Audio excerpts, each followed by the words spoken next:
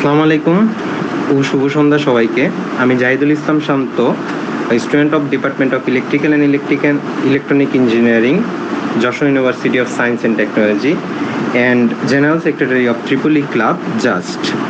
আজকের এই অনলাইন সেশনে আপনাদের সবাইকে জানাচ্ছি আন্তরিক শুভেচ্ছা ও স্বাগত। আজকের অনুষ্ঠানটি আমাদের জাস্ট ট্রিপলি ক্লাবের আয়োজন মেন্টরশিপ প্রোগ্রাম 2.0 এর অধীনে title unlocking global doors through AI and machine learning, research, scholarship and career pathway. এই প্রোগ্রামের মূল উদ্দেশ্য হচ্ছে আমাদের শিক্ষার্থীদের মধ্যে গবেষণা, স্কলারশিপ এবং গ্লোবাল কেরিয়ারের সুযোগ সম্পর্কে বাস্তব অভিজ্ঞতা ও দিক নির্দেশনা প্রদান করা। আজকের এই ওয়েবিনারে আমাদের সাথে আছেন একজন অত্যন্ত সম্মানিত অতিথি ও speaker, MD Rakibul Hasan sir. MD Rakibul Hasan sir তিনি বর্তমানে পিএইচডি ক্যান্ডিডেট ইন কম্পিউটিং হিসেবে কুর্তিন ইউনিভার্সিটি অস্ট্রেলিয়াতে পড়াশোনা করছেন। তিনি 2019 সালে বিএসসি এবং 2021 সালে এমএসসি ডিগ্রি অর্জন করেছেন Khulna university of science and technology থেকে। কারেন্টলি তিনি ব্রাক ইউনিভার্সিটি তে সিনিয়র লেকচারার হিসেবে কর্মরত আছেন এবং বর্তমানে তিনি স্টাডি লিভে আছেন। তার গবেষণার মূল বিষয়বস্তু হলো deep learning, workflow, neural learning processing and computer vision ভিত্তিক মডেল উন্নয়ন। তার 2023 সালে প্রকাশিত দুটি গবেষণার জন্য তিনি 2024 সালে কোয়ালিটি জার্নাল পাবলিকেশন অ্যাওয়ার্ড পেয়েছেন ব্রাক ইউনিভার্সিটি থেকে। তিনি বিভিন্ন ধরনের রিসার্চ গ্র্যান্ট পেয়েছেন, যেমন 2024-25 সালে ব্রাক ইউনিভার্সিটি গবেষণা অনুদান। স্যারকে আমাদের সেশনে পেয়ে আমরা খুবই সম্মানিত ও আনন্দিত। ধন্যবাদ স্যারকে আমাদের সময় দেওয়ার জন্য। এখন সেশনের শুরুতেই অংশগ্রহণকারীদের উদ্দেশ্যে কিছু ছোট অনুরোধ জানাতে চাই। সবাই অনুগ্রহ করে নিজের মাইক্রোফোনটি অফ রাখবেন এবং সেশন সময়ে কোনো শব্দ বা বিঘ্ন যেন না ঘটে। স্যারের বক্তব্য শেষে একটি কোয়েশ্চন এবং আনসার সেশন থাকবে, যেখানে আপনারা সরাসরি প্রশ্ন করতে পারবেন অথবা আপনার প্রশ্নগুলো চ্যাট বক্সে করতে পারেন। এখন আর আমরা দেরি না করে আমরা আজকে সেশনটি শুরু করতে যাচ্ছি। আজকে সম্মানিত স্পিকার এমডি রাকিবুল হাসান স্যারকে সেশনটি শুরু করার জন্য অনুরোধ জানাচ্ছি। ধন্যবাদ শান্ত ফর ইউর নাইস ইন্ট্রোডাকশন, এবং ধন্যবাদ সবাইকে এই সন্ধ্যা আই থিঙ্ক বাংলাদেশে এখন সো এই সন্ধ্যাতে সময় করে এখানে অংশগ্রহণ করার জন্য। আমি একটু নয়েজ শুনছি মাঝে মাঝে। I hope everyone is hearing clearly দো।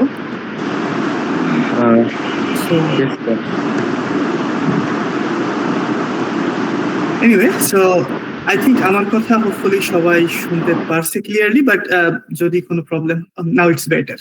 সো যদি কখনো শুনতে অসুবিধা হয় জানাবেন চ্যাট বক্সে, আমি দেখবো। আর আই থিঙ্ক আমরা through out the session question নিতে পারি। লাইক আপনাদের কোনো কোশ্চেন থাকলে জাস্ট চ্যাট বক্সে লিখলেই পরবর্তীতে আমরা সেটা নিয়ে ডিসকাস করতে পারবো। সো আমি জাস্ট আমার স্ক্রিনটা একটু শেয়ার করি। Okay, so good. Okay, so title আমরা অলরেডি দেখছি unlocking global doors through AI and machine learning, research, scholarships and career pathway. So আমি আমার প্রেজেন্টেশনটা মোটামুটি তিনটি ভাগে ভাগ করছি, just like from the title. So first I will talk something about research, specifically AI এবং মেশিন লার্নিং এর উপর। তারপরে আমি স্কলারশিপ নিয়ে একটু কথা বলবো, এবং আমি যেহেতু এখন অস্ট্রেলিয়াতে আছি, সো অস্ট্রেলিয়াতে স্কলারশিপ সম্পর্কে আমার কম্পারেটিভলি একটু ধারণা আছে compare to other parts of the world. So mostly অস্ট্রেলিয়াতে স্কলারশিপ বা এখানে কিভাবে অ্যাপ্লাই করা যায়, কোন ধরনের স্কলারশিপ গুলো নর্মালি এখানে অ্যাভেলেবেল হয়, আমি সেটা নিয়ে একটু কথা বলবো।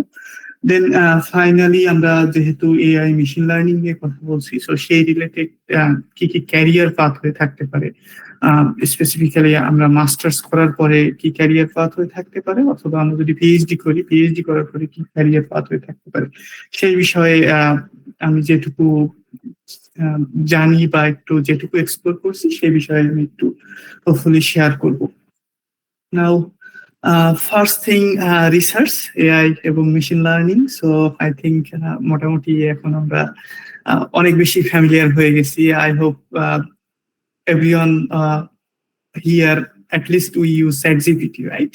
So it is kind of an open secret or things that can help us. So আমরা জানি ChatGPT দিয়ে আমরা হয়তো এখন অনেক সুবিধা পেতে পারি, অনেক কিছু কোশ্চেনের আনসার আমরা পেতে পারি, যেটা আমাদের অনেক ক্ষেত্রেই রেভলিউশনারি চেঞ্জ আনছে। সেটা আমাদের লার্নিং এর ক্ষেত্রে হতে পারে, যে কোনো কিছু আমরা শিখতে চাই সেটা আমরা হয়তো ChatGPT-র মাধ্যমে কোশ্চেন করে সে হয়তো সেটাকে আমাদেরকে সিম্পলিফাই করে দিতে পারে। বা এখন যেহেতু জেনারেল পপুলেশনের কাছে আমাদের এই জেনারেটিভ এআই বা নর্মাল যে আর্টিফিশিয়াল ইন্টেলিজেন্স টুল গুলো বলে থাকি, এগুলো যেহেতু সবার কাছে অ্যাভেলেবেল, সো এটা এই জন্য অনেকটা এটা একটা হট টপিক বলা যেতে পারে, যে আমাদের রিসার্চে আমরা দেখি প্রায় ম্যাক্সিমাম ক্ষেত্রে AI in machine learning. So এটা আমাদের অ্যাপ্লিকেশন সেন্ট্রিক অনেক কাজ আছে, যে এআই মেশিন লার্নিং এটা কাইন্ড অফ অনেক ফিল্ডে অ্যাপ্লাই হচ্ছে এখন।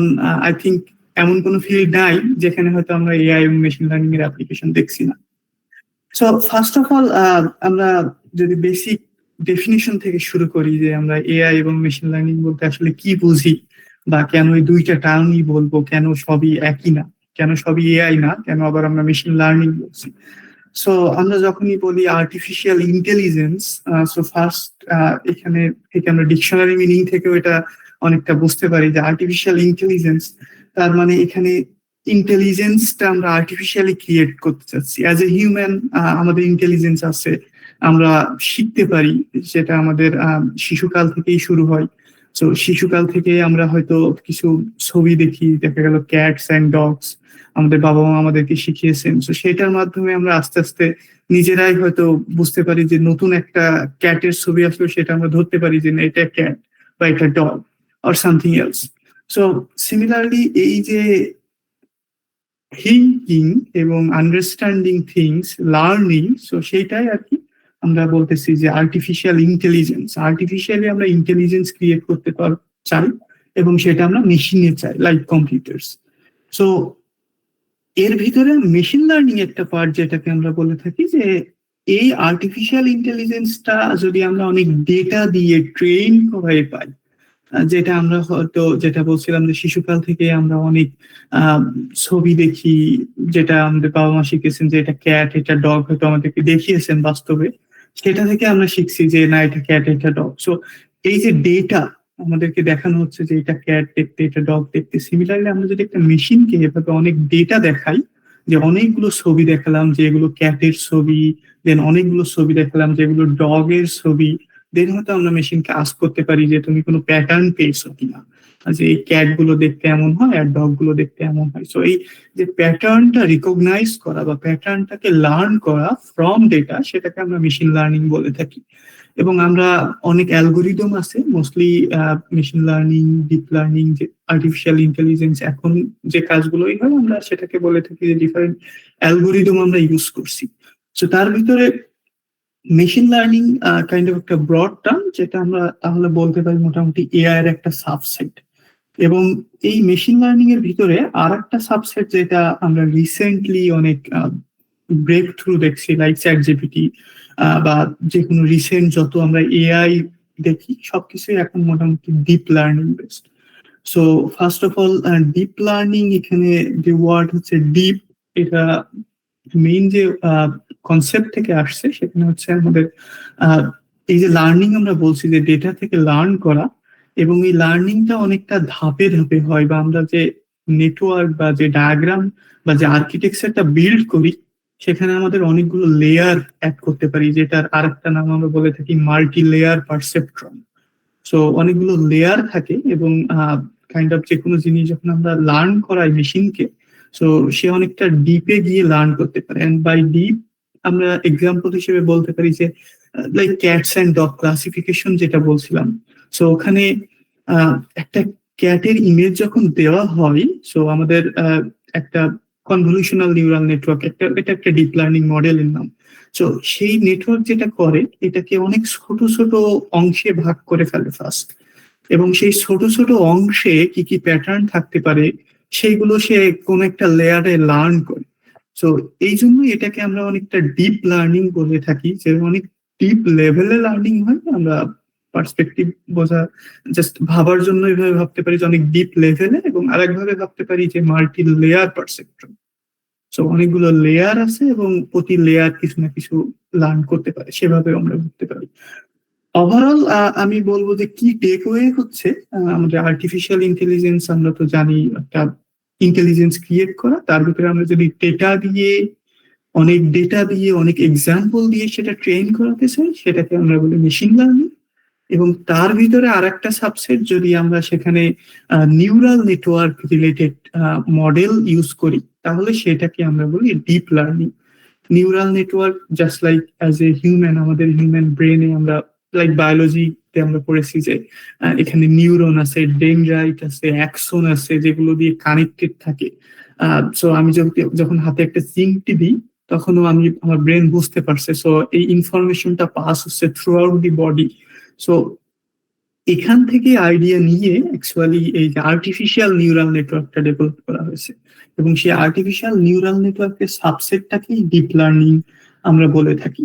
তো এটা জাস্ট আমাদের বেসিক আইডিয়া বা ইন্ট্রোডাকশনের জন্য, যে আমরা এআই মেশিন লার্নিং বলতে অ্যাকচুয়ালি কি বুঝি, এবং বিশেষ করে এখন যেহেতু আমরা ডিপ লার্নিং এর একটা ব্রেক থ্রু দেখছি। এরপর আমি কথা বলবো মোটামুটি কি ধরনের টুল আছে যেখান থেকে আমরা হয়তো অনেক লার্ন করতে পারি বা শিখতে পারি এই জিনিসগুলো।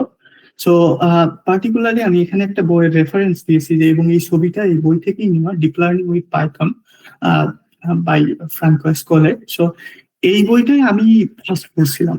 সো আমার ক্ষেত্রে অ্যাটলিস্ট বই পড়ে আমি দেখছি যে অনেক কিছু শেখা যায়, যে আমরা, এটা অবশ্য পার্সন টু পার্সন ভ্যারি করে, বাট ইন জেনারেল বইয়ে অনেক সময় একটু ডিটেলস দেওয়া থাকে, যেটা হয়তো আমরা অনেক সময় রেগুলার কোর্স এর জন্য অনেক সময় দেখি যে বইয়ে হয়তো আমরা ডিটেলস জানতে পারছি। So if we feel interested, আমরা এই বইটা এক্সপ্লোর করতে পারি, ডিপ লার্নিং উইথ পাইথন। এখানে অনেক ইমপ্লিমেন্টেশন লেভেলে দেওয়া আছে যে কিভাবে আমরা একটা জিনিস ইমপ্লিমেন্ট করতে পারি, এবং অনেক বেসিক লেভেল থেকেই কথাবার্তা বলা আছে, like basic definition of deep learning, machine learning, artificial intelligence.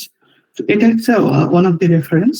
I found it useful probably 5 or 7 years ago. Now, other things, some other resources like যেহেতু আমরা জানি ডিপ লার্নিং অনেক পপুলার নাওএডেজ, এবং সব ক্ষেত্রে ডিপ লার্নিং রিসার্চ দেখতে পাচ্ছি maximum ডোমেনেই এখন ডিপ লার্নিং এর অ্যাপ্লিকেশন চলে আসছে। সেটা এখন জাস্ট কম্পিউটার সায়েন্স বা ট্রিপলির ভিতরে সীমাবদ্ধ না। ডিপ লার্নিং বা এআই এখন অ্যাপ্লাই হচ্ছে history, education, social science, psychology, all different ডোমেইনে। সো সেই জন্য আমরা যদি এখন রিসেন্ট কোনো ট্রেন্ড বা রিসেন্ট ডিপ লার্নিং মডেল গুলো সম্পর্কে শিখতে চাই, আই থিঙ্ক এটা খুবই ভালো রিসোর্স। এখানে মেইন বেনিফিট যেটা আমি পেয়েছি, আমি এটা মোটামুটি হাফ ওয়ে শেষ করছি সোফার, এবং এটা রিসেন্টলি পড়ছি আমি। সো এখানে ইন্টারঅ্যাক্টিভ বুক এটা, এবং ইন্টারঅ্যাক্টিভ মানে এখানে কোড দেওয়া আছে, সাথে ম্যাথ এবং ডিসকাশন সেকশন আছে।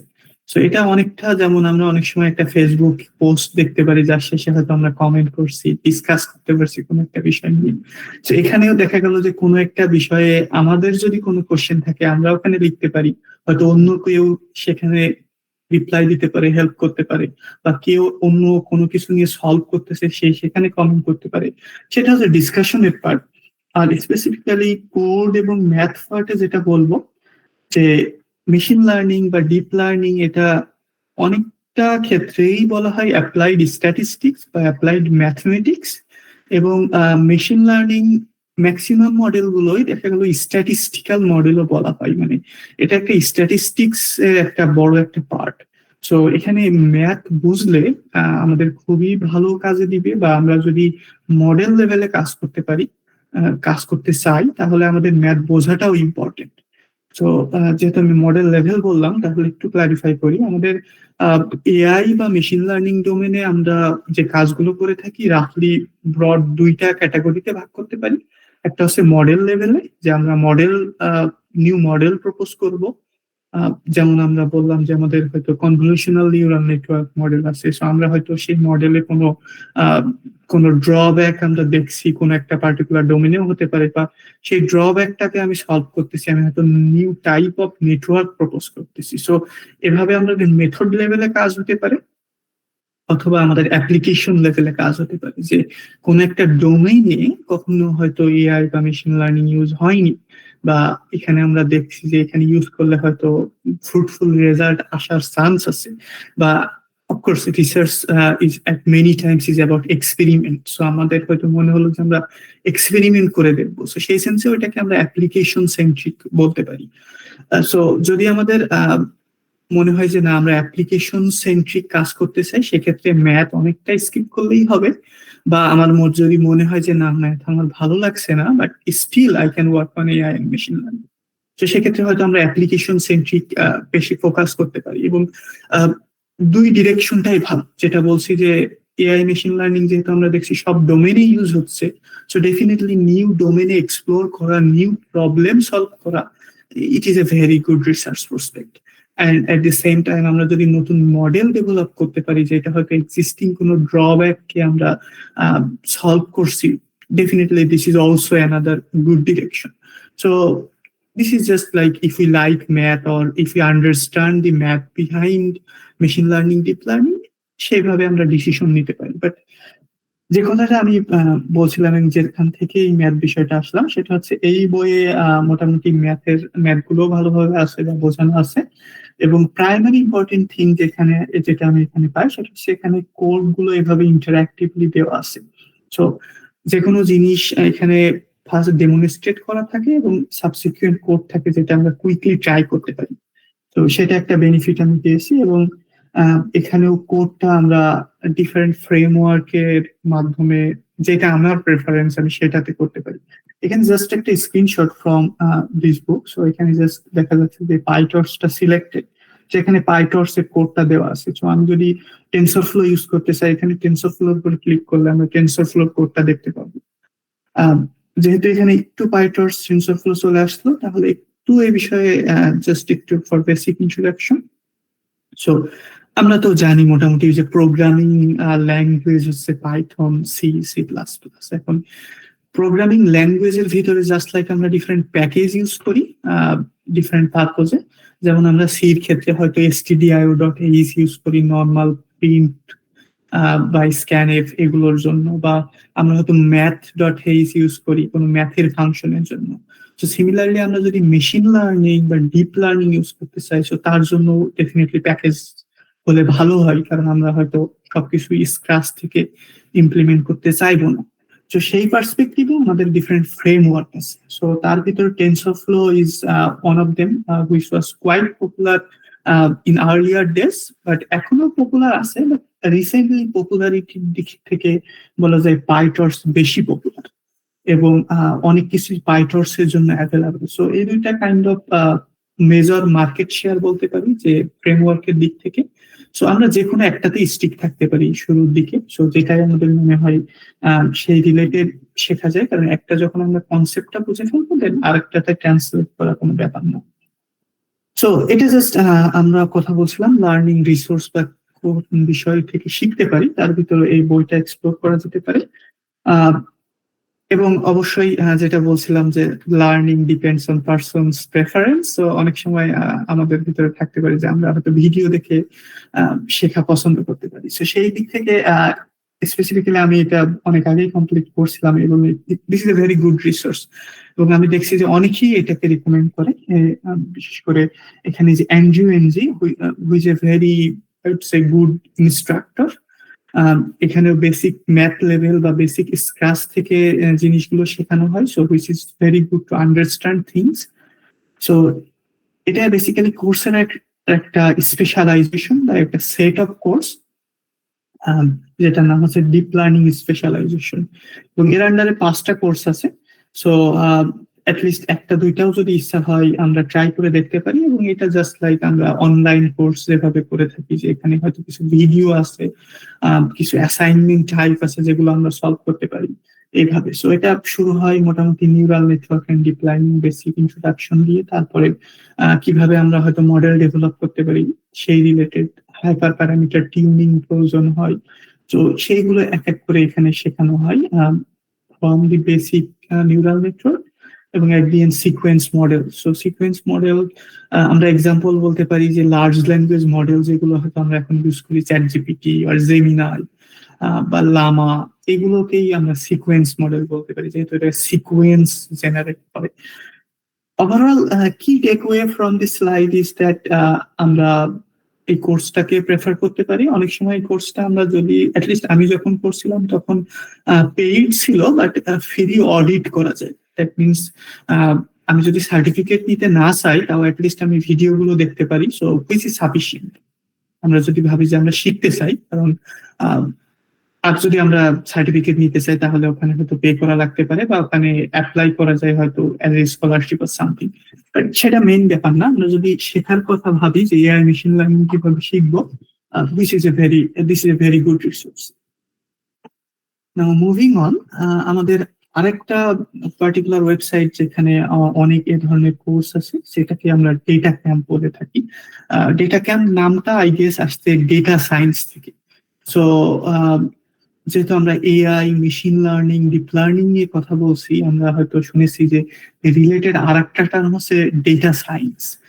দি আইডিয়া হচ্ছে ডেটা নিয়ে যেহেতু কাজ করা হয়, রিমেম্বার আমরা মেশিন লার্নিং এর ডেফিনিশন দিয়েছিলাম যে মেশিনকে লার্ন করাবো, আর আমরা বলতে পারি যে আর্টিফিশিয়াল ইন্টেলিজেন্স ইমপ্লিমেন্ট করব, but through with lots of data. এই মেশিনটা অনেক ডেটা থেকে ট্রেন হবে, তো সেই জন্য এটাকে আমরা ডেটা সায়েন্স বলি। এবং সেখান থেকেই আমাদের ডেটা ক্যাম্প, একটা পার্টিকুলার ওয়েবসাইট, এটা আই থিঙ্ক ফ্রি না, সামটাইমস আই থিঙ্ক অফার দেয়।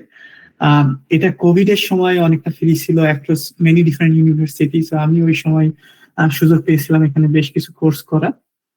এখানে ওয়ান অফ দি বেনিফিট যেটা আমি পেয়েছি সেটা হচ্ছে আমার লোকালি কম্পিউটারে কোনো সফটওয়্যার আলাদা করে ইনস্টল করা লাগে না, বা আমার আলাদাভাবে কোনো হার্ডওয়্যারের প্রয়োজন হয় না। জাস্ট লাইক আমি ব্রাউজারে ইন্টারফেস ইউজ করে আমি এখানেই কোড লিখতে পারি। এবং কোর্সের ডিজাইন গুলো এমন যে ফার্স্ট একটা ভিডিও থাকবে, দেন একটা এক্সারসাইজ থাকবে। সো এক্সারসাইজ হয়তো পার্টলি সলভ করা আছে, পার্টলি ইনস্ট্রাকশন দেওয়া আছে। আমি ওখানেই কোড লিখে ওখানেই সাবমিট করে ওখানেই দেখতে পারবো, ওখানেই ফিডব্যাক পেয়ে যাবো।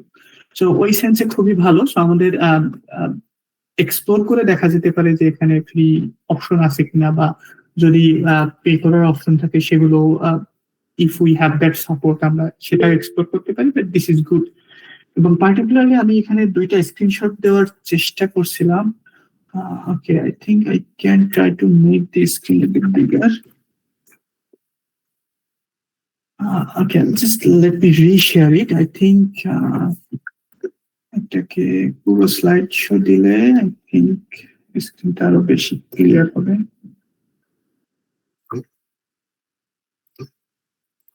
Okay, so I think screen এখন একটু হলেও আগের থেকে bigger, so hopefully this should be easy to see.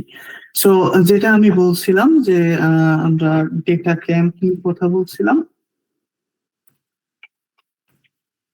Okay, so data ক্যাম্পে main benefit or another benefit যেটা বলছিলাম যে এখানে আমি স্পেসিফিক কোনো ক্যারিয়ারের জন্য প্রিপারেশন নিচ্ছি, তো সেই রিলেটেড লার্ন করতে পারি, যেটাকে বলা হচ্ছে ক্যারিয়ার ট্র্যাক। তো আমরা যদি মোটামুটি ডিসাইড করি যে আমি ডেটা অ্যানালিস্ট হব, আমি ক্যারিয়ার গুলো নিয়েও পরে বলবো, বাট মেইন থিং যেটা এখন বলতে চাচ্ছি যে আমরা যদি একটা ক্যারিয়ারের প্রতি ফোকাসড হই, দেন এখান থেকে একটা প্ল্যান আমরা পেয়ে যাই যে ডেটা অ্যানালিস্ট হতে হলে অ্যাটলিস্ট এই কোর্সগুলো রেলেভেন্ট, তারা রেকমেন্ড করছে বা তারা এই কোর্সগুলো ডিজাইন করছে, দেন আমরা ওই কোর্সগুলো কমপ্লিট করতে পারবো। সো এটা হচ্ছে ক্যারিয়ার ট্র্যাক বলা হচ্ছে, আর একটা হচ্ছে স্কিল ট্র্যাক।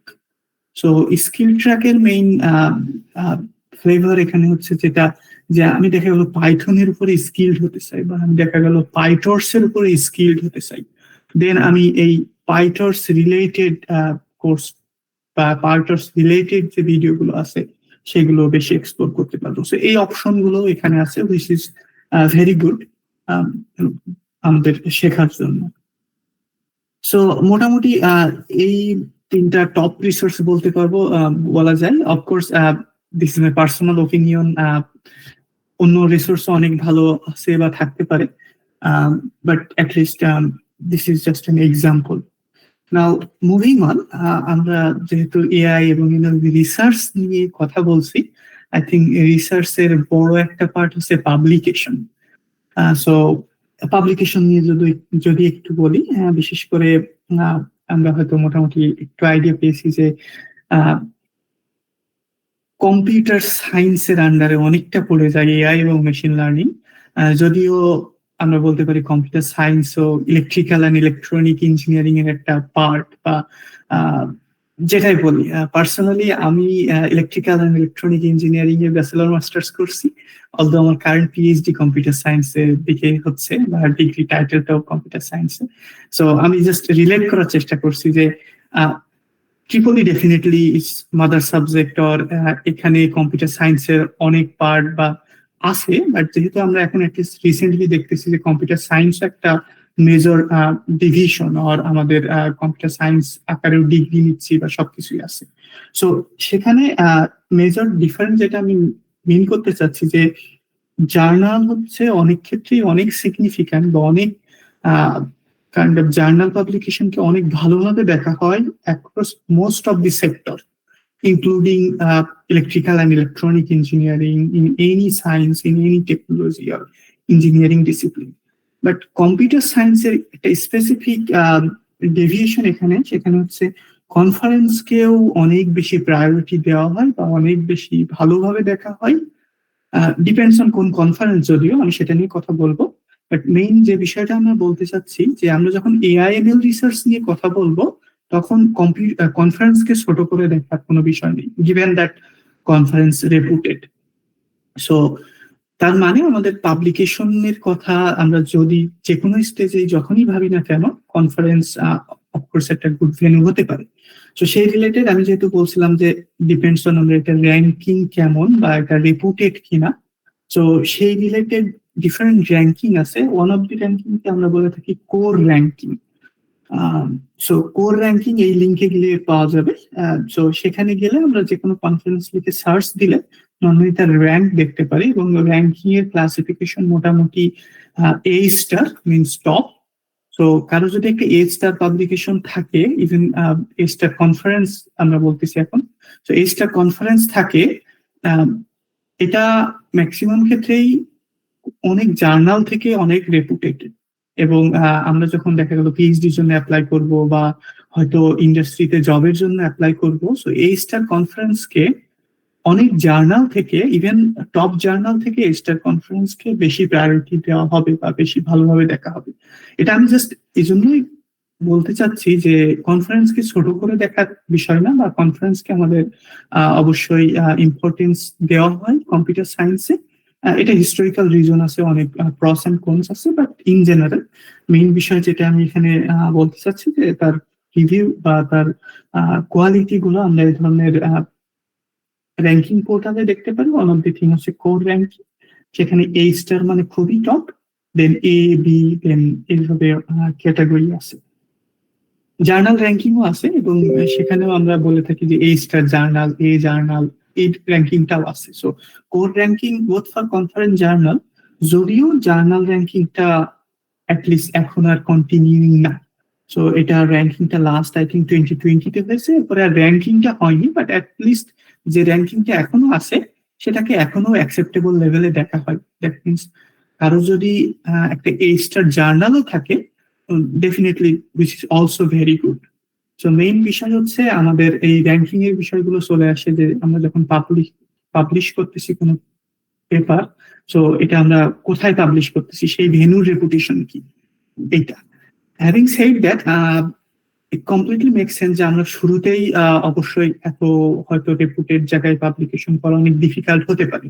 এটা শুধু যে এমন যে আমাদের স্কিলের উপর ডিপেন্ড করতেছে আমি মোটেই বলবো না, আমাদের স্কিল অনেক ভালো, স্কিল বা ট্যালেন্ট যেটাই বলি, এটা কাইন্ড অফ একটা পুরো ইকোসিস্টেম। দ্যাট মিনস আমাদের হয়তো সেই ধরনের মেন্টরশিপ লাগবে, আমাদের সেই ধরনের ইকুইপমেন্ট লাগবে। ইকুইপমেন্ট মানে সেই ধরনের জিপিইউ লাগবে। আমরা হয়তো জেনে থাকতে পারি যে অ্যাটলিস্ট ডিপ লার্নিং রিসার্চের জন্য বা ভালো ডিপ লার্নিং রিসার্চ করতে হলে আমাদের অ্যাটলিস্ট হাই কনফিগারেশন কম্পিউটার লাগে, যেটা জিপিইউ এনাবল্ড লাগে আর কি।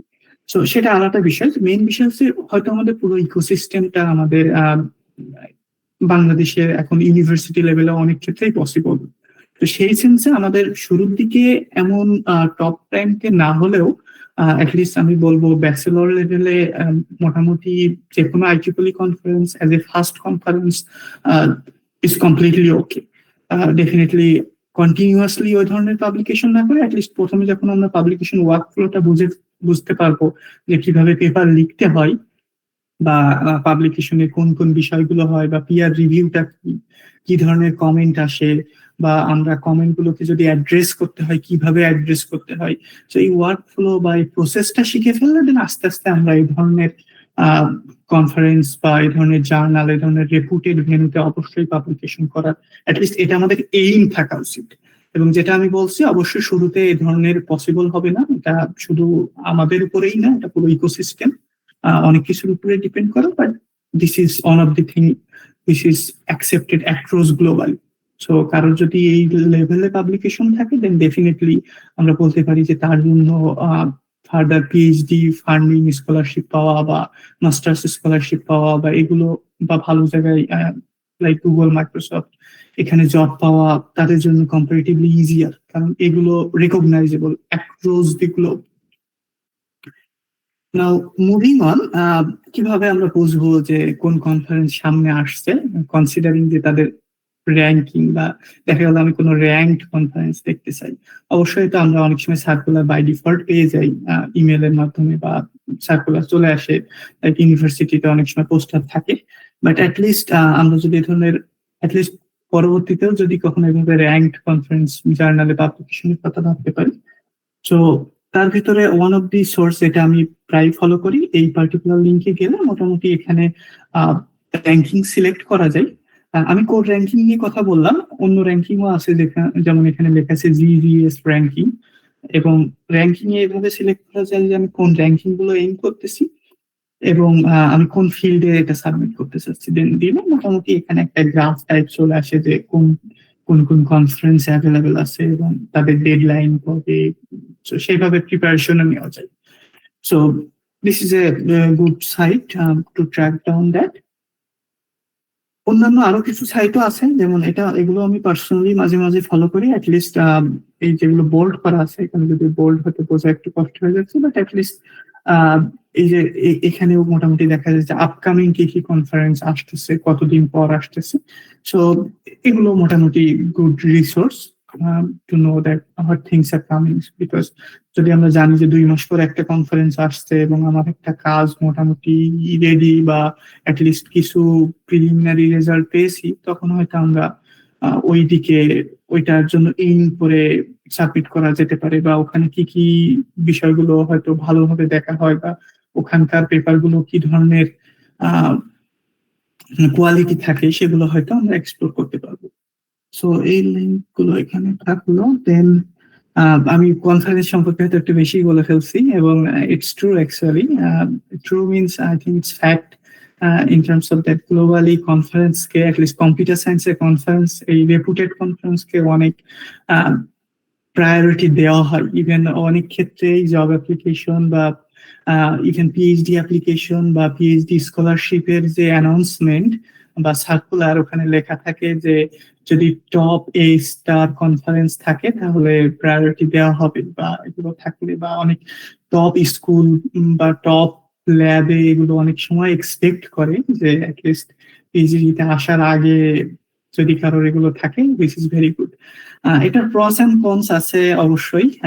প্রস এন্ড কনস বলতে অবশ্যই পিএইচডির আগেই এগুলো এক্সপেক্ট করা অনেক সময় মনে হয় যে উচিত না, বাট ওভারঅল ভাবলে আরেকটা বিষয় যে কম্পিটিশন এখন গ্লোবালি একটু হাই, সব দিক থেকেই ভাবতে গেলেই, বা যখন কম্পিটিশন অনেক বেশি হয় তখন তো একটু প্রসেসটা অনেক বেশি সিলেক্টিভ হয়ে যায়।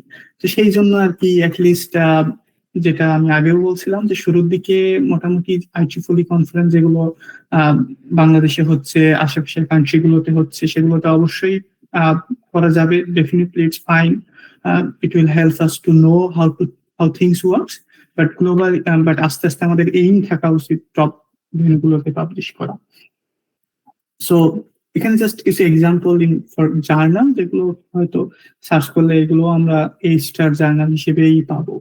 তার ভিতরে nature machine intelligence, very well known and reputed journal, এবং other like transactions on machine learning research, মোটামুটি আইটিফুলির অনেক ট্রানজাকশনই আছে যেখানে হয়তো আমরা machine learning AI related paper পাই বা পেপার পাবলিশ হয় রেগুলারলি।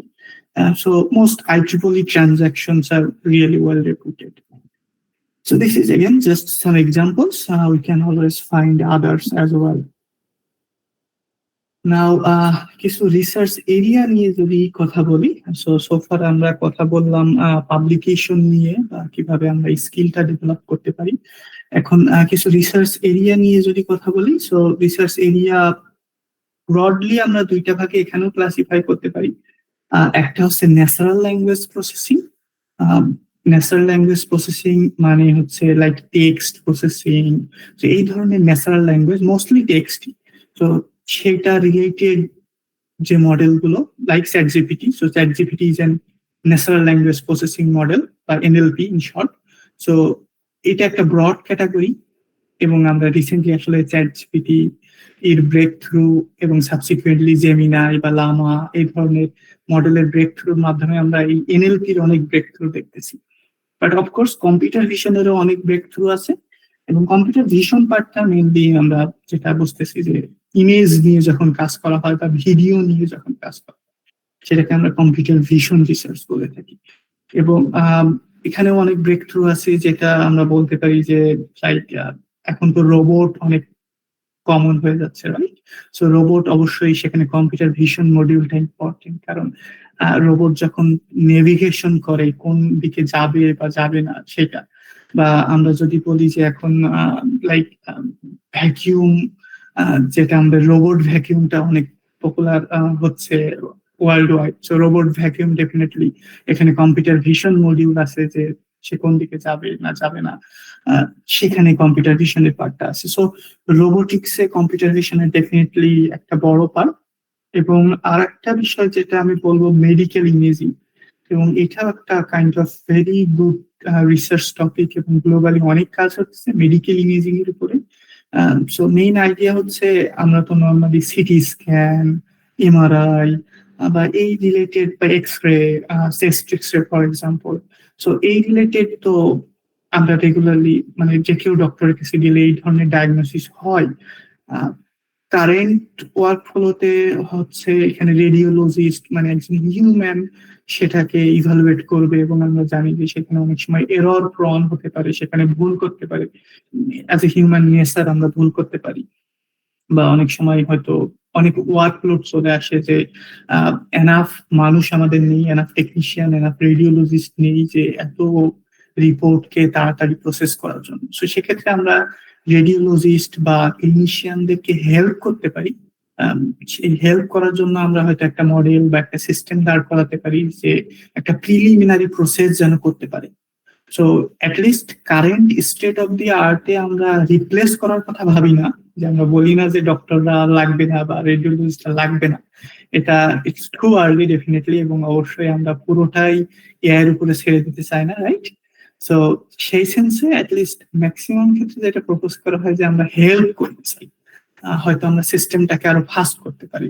সো সেই সেন্সে মেডিকেল ইমেজিং যে সিটি স্ক্যান ইমেজ থেকে হয়তো আমরা একটা প্রিলিমিনারি ক্লাসিফিকেশন বা ডিজিজ আছে কিনা নেই এটা একটা ক্লাসিফিকেশন করতে পারি।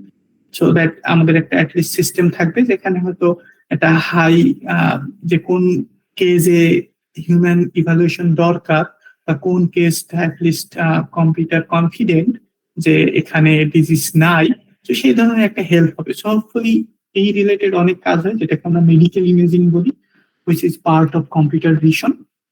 So এই দুইটা বেসিক্যালি মেজর পার্ট। এখানে কাইন্ড অফ বাকি যেগুলো আমি এখানে নোট করছি এগুলো মোটামুটি মিক্স অ্যান্ড ম্যাচ, লাইক রোবোটিক্সে কম্পিউটার ভিশন তো আছে যেটা বললাম, রোবোটিক্সে ন্যাচারাল ল্যাঙ্গুয়েজ প্রসেসিং পার্টটাও আছে। বিশেষ করে আমরা যদি বলি যে রোবট আমাদের কথা শুনবে, লাইক আমি একটা ইনস্ট্রাকশন দিব সে সেটা শুনবে এবং প্রসেস করবে ডেফিনেটলি, সো এখানেই ন্যাচারাল ল্যাঙ্গুয়েজ প্রসেসিংটা চলে আসে। বা রোবট কিছু একটা বলবে, সো সেখানেই এনএলপি চলে আসে। দেন মাল্টি মোডাল অনেকটা কাইন্ড অফ আমরা মিক্স করতে পারি একটা সিস্টেমে, ন্যাচারাল ল্যাঙ্গুয়েজ প্রসেসিং এবং কম্পিউটার ভিশন মিক্স করতে পারি। Robotics is a very good example.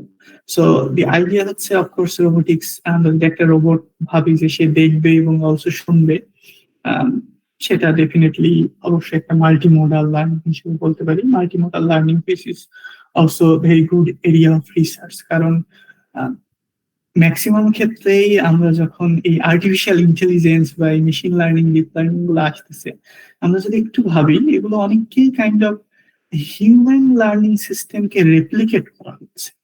So আমরা এই যে আর্টিফিশিয়াল নিউরাল নেটওয়ার্ক, এটা আমাদের ব্রেনের যে নিউরাল নেটওয়ার্ক সেটাকে রেপ্লিকেট করে বা সেটা থেকে আইডিয়া নিয়ে কিন্তু বানানো হয়েছে। তো সিমিলারলি আমরা অ্যাজ এ হিউম্যান আমরা কিন্তু মাল্টি মোডাল, যে আমরা শুধু যে দেখি তা না, আমরা দেখি এবং শুনি এবং বলি।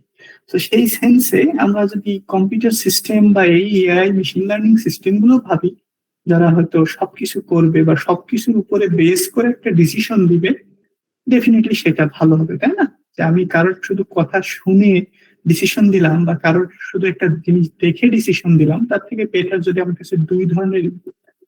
তো সেটা হচ্ছে আমাদের মাল্টি মোডাল লার্নিং। আর হচ্ছে হিউম্যান কম্পিউটার ইন্টারাকশন আর একটা ডোমেন বলা যেতে পারে। এটা বেসিক্যালি আইডিয়া হচ্ছে যে আমরা তো কম্পিউটার ইউজ করি। সো এই কম্পিউটার আমরা এখানে কম্পিউটার মানে এমন না জাস্ট ল্যাপটপ এবং ডেস্কটপ। এখানে কম্পিউটার মানে একটা কম্পিউটিং সিস্টেম। সো এখানে কম্পিউটিং সিস্টেম একটা এমআরআই মেশিনও হতে পারে, সেটাকে আমরা একটা কম্পিউটিং সিস্টেম বলতে পারি। সো ওভারঅল আইডিয়া হচ্ছে একটা কম্পিউটিং সিস্টেমের সাথে যখন আমরা হিউম্যান ইন্টারফেস চলে আসে, তো সেখানে কিছু এরিয়া চলে আসে, যেটাকে আমরা বলি ইউজার ইন্টারফেস বা ইউজার এক্সপিরিয়েন্স। যে ইউজার কি আসলে এটা ইজিলি ইউজ করতে পারছে কি, তো এই রিলেটেড অনেক বিষয় চলে আসে। সেটাকে আমরা human computer interaction research area বলে থাকি। সো এগুলো ছাড়াও যেটা আমি প্রথমে বলছিলাম যে application kind of everywhere, AI machine learning apply করা হচ্ছে না এমন ফিল্ড পাওয়া খুবই কষ্টের। তো সেই সেন্সে অনেক জায়গায় হতে পারে। আহ, এখানে জাস্ট আমি দুইটা এক্সাম্পল দেখাইছি। এটা একটা আমার একটা কাজ যেখানে হচ্ছে আমরা লার্জ ল্যাঙ্গুয়েজ মডেল ইউজ করছিলাম।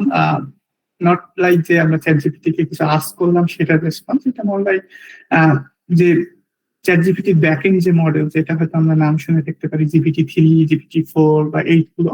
সো এই লার্জ মডেলটা কিভাবে ইউজ করা যায়, এবং আমার পিএইচডির পার্টিকুলার কাজ হচ্ছে এমপ্যাথি ডিটেক্ট করা। সো এদিকে কথা বললে অনেক কিছুই হয়ে যাবে, আমার হয়তো অত সময় বা অত সুযোগ হবে না, বাট ইন জেনারেল আমি যদি ব্রিফলি বলি। সো আমরা যেমন ইমোশন বলে থাকি যে আমি কি হ্যাপি কি sad or angry, so similarly empathy হচ্ছে কাইন্ড অফ সাপোর্ট। যে আমি একটু স্যাড, আমি একটা বিষয় শেয়ার করছি আমার ফ্রেন্ডের সাথে, সো সে কি আমার বিষয়টা বুঝছে কিনা, যেটাকে আর অনেক সময় আমরা বলতে পারি to put you in another person shoes. So অন্য আরেকজনের পার্সপেক্টিভ থেকে চিন্তা করা, কতটুকু তাদেরকে বোঝা যাচ্ছে বা সাপোর্ট দেওয়া যাচ্ছে। সো এটা একটা অ্যাবস্ট্রাক্ট কনসেপ্ট অনেক সময়, এবং এটাকে একটা সোশ্যাল সাইকোলজির কনসেপ্ট বলতে পারি। সো সেইটাকে আমরা কিভাবে মেশিন লার্নিং দিয়ে বা এআই দিয়ে ডিটেক্ট করা। সো এখানে মেইন যে বিষয়টা আমি এমফাসাইজ করতে চাচ্ছি যে এআই কিন্তু এখানে তাদের সোশ্যাল সাইকোলজিতে ইউজ করা হয়েছে। মানে সাইকোলজি একটা কনসেপ্ট, যে কিভাবে মানুষ এমপাথাইজ করে একজন আরেকজনকে, তো সেইটা আমরা এখানে ডিটেক্ট করার চেষ্টা করছি। এবং আমি just to put into context, এটা আমাদের আরেকটা কাজ যেটা হয়েছিল 2024-এ। আমার স্টুডেন্ট ছিল জোবায়ের ব্রাক ইউনিভার্সিটি, আমরা এটা করছিলাম।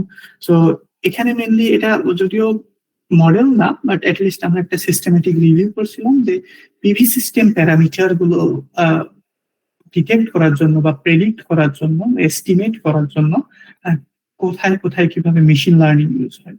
সো কাইন্ড অফ তাহলে আমরা বলতে পারি কিভাবে এআই ট্রিপলি ফিল্ডে বা আমাদের এই যে রিনিউয়েবল বলি বা পিভি তো ডেফিনেটলি রিনিউয়েবলস, এই ফিল্ডে কিভাবে ইউজ করা যেতে পারে। তো অবশ্যই এক্সাম্পল অনেক পাওয়া যাবে, but this is just for example that অনেক কিছুই সম্ভব। সো লটস অফ অপরচুনিটিস আর দেয়ার। এবং শুরুর দিকে হয়তো আমাদের এমন না যে আমাদের এই ডিসিশন নিতে যে কোন ফিল্ডে কাজ করব এটার জন্য অনেক ভাবতে হবে, এমন না। যেটাই মোটামুটি মনে হয় যে না, ইট লুকস গুড বা এটা আমার মনে হয় যে আমি ইন্টারেস্টেড ফিল করতেছি, আমরা সেই দিকে আগাতে পারি। নাও হোয়ার টু স্টার্ট। সো এটা অ্যাকচুয়ালি একটা বড় কোশ্চেন হতে পারে যে আসলে এখানে তো অনেক কিছুই আছে, অনেক কিছুই সম্ভব, তো অ্যাকচুয়ালি কিভাবে আমরা শুরু করতে পারি।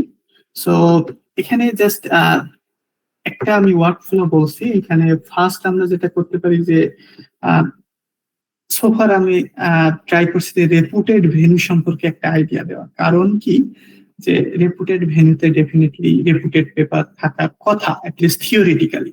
তো সেই সেন্সে আমরা ওই রেপুটেড ভেন্যু যদি জানি যে এইটা একটা ভেন্যু, যেমন কনফারেন্সের ক্ষেত্রে যদি কম্পিউটার ভিশন কনফারেন্স বা কম্পিউটার ভিশনের কাজ বলতে চাই, তাহলে সিবিপিআর হচ্ছে কাইন্ড অফ অনেক টপ বলা যেতে পারে। আর ওভারঅল যদি মেশিন লার্নিং অ্যালগোরিদম নিয়ে বলতে চাই, তাহলে নিউরিপস, যেটার আগে ছিল নিপস, যেটার পুরো নাম হচ্ছে নিউরাল ইনফরমেশন প্রসেসিং সিস্টেম, আর আইসিএমএল, যেটার নাম হচ্ছে পুরো নাম হচ্ছে international conference on machine learning, আর ICLR, international conference on learning representation. So again, এমন না যে আমাদের নাম মুখস্থ রাখতে হবে। অফকোর্স যে লিঙ্ক গুলো আমি বললাম ওখান থেকে অবশ্যই সবকিছু পাওয়া যাবে, বাট দি আইডিয়া হচ্ছে রেপুটেড ভেন্যুতে ডেফিনেটলি টপ কোয়ালিটির পেপার থাকার কথা, at least theoretically. Of course sometimes it can deviate, but the idea হচ্ছে আমরা রেপুটেড পেপার থেকে শুরু করা উচিত, তাই না? আমরা যখন একটা বই পড়ি, অবশ্যই আমরা ভালো লেখকের বই বা একটা ভালো বই যেখানে হয়তো সবকিছু খুব ভালোভাবে লেখা আছে সেটা ফলো করতে পারি। তো সেটা ফার্স্ট। এবং অ্যানাদার বেনিফিট হচ্ছে যে আমাদের রেপুটেড ভেন্যুতে বা অ্যাটলিস্ট গুড পাবলিকেশনের ক্ষেত্রে, at least in machine learning and AI ডোমেনে, একটা কমন প্র্যাকটিস নাওয়াডেজ যে কোডটা পেপারের সাথে দিয়ে দেওয়া। এবং এটা ম্যাক্সিমাম পেপারের অ্যাবস্ট্রাক্টের শেষে থাকে। অনেক ক্ষেত্রে এভাবে লেখা থাকে যে code and evaluation are publicly available in a particular link. So the idea হচ্ছে যে পেপার তো আমি লিখলাম, বাট অফকোর্স কেউ যদি আমার এই পেপারটা রিপ্রোডিউস করতে চাই, সো অফকোর্স তাদেরকে তো কোড করতে হবে, কারণ machine learning AI research is almost always is dependent on coding, right? So সেই সেন্সে আমরা যদি কোডটা দিয়ে দিই, তাহলে অবশ্যই আমাদের নিউ কামারদের জন্য ইজি হবে। সো এটা একটা সেন্স বলা যেতে পারে। বা অবশ্যই কেউ যদি আমার ডেটাটা, আমার পেপারটা রিপ্রোডিউস করতে চায়, এই রেজাল্টটা তারা যদি ভেরিফাই করতে চায়, তো সেই সেন্সে তাদের জন্য তো কোডটা দরকার। আচ্ছা, সো সেই সেন্সে আমাদের কোডটা নর্মালি দেওয়া থাকে। এবং আমরা বলছিলাম আমরা অ্যাবস্ট্রাক্টটা শেষে পেতে পারি, অথবা আমরা অনেক সময় ডেটা আর কোড অ্যাভেলেবিলিটি একটা সেকশন পেপারের সাথে থাকে। অনেক পেপারেই থাকে, বিশেষ করে এগুলো জার্নাল পেপারে কমন হয়, যে জার্নালের ফরম্যাটে শেষে থাকে ডেটা অ্যান্ড কোড অ্যাভেলেবিলিটি, সেখানে থাকে। যেখানেই থাকুক, সো আমাদের নেক্সট স্টেপ হিসেবে হতে পারে যে দেখা যে সে পেপারে কোড আছে কিনা। কারণ কোড থাকলে যে সুবিধা, আমরা কোডটা রান করার চেষ্টা করবো। চেষ্টা করব। আমি বলছি না যে আমরা হয়তো প্রথমবারই সাকসেসফুল হয়ে যাব, যদিও বলছি যে কোড দেওয়া থাকছে, তো শুড বি ফাইন যে আমরা রান করতে পারার কথা। কারণ বাই জাস্ট সেইং যে রান করব, এটা sounds like to simple, right? But many অনেক ক্ষেত্রে এমন হতে পারে যে হয়তো রান করলে সেটা কাজ করছে না, বা এরর আসছে, এটা নর্মাল হতে পারে। তো সেই সেন্সে আমরা যদি দেখি যে কোনো কোডটা আমরা কয়েকদিন ট্রাই করে রান করতে পারি না, আমরা হয়তো নেক্সট আরেকটা পেপার খোঁজা ট্রাই করতেই পারি। এই জন্যই বলছি যে কোড দেওয়া থাকলেই অনেক ক্ষেত্রে সেই কোডগুলো হয়তো ইজিলি রান করা যায় না, কারণ এই কোডগুলো তো ডিপেন্ড করে অনেক ব্যাকগ্রাউন্ড প্যাকেজের উপরে। তো সেই প্যাকেজগুলো যদি তারা ভালোভাবে না মেনশন করে, এবং আমি যদি আরেকটা প্যাকেজ ইনস্টল করি, সো ভার্সন মিসম্যাচের জন্য হয়তো সেই ইন্টারফেসটা মিসম্যাচ হয়, সো তখন হয়তো কাজ না করতে পারে, বা হয়তো তারা তাদের লেটেস্ট কোডটা সামহাও আপলোড করে নাই, সো হয়তো আমরা নাও পেতে পারি।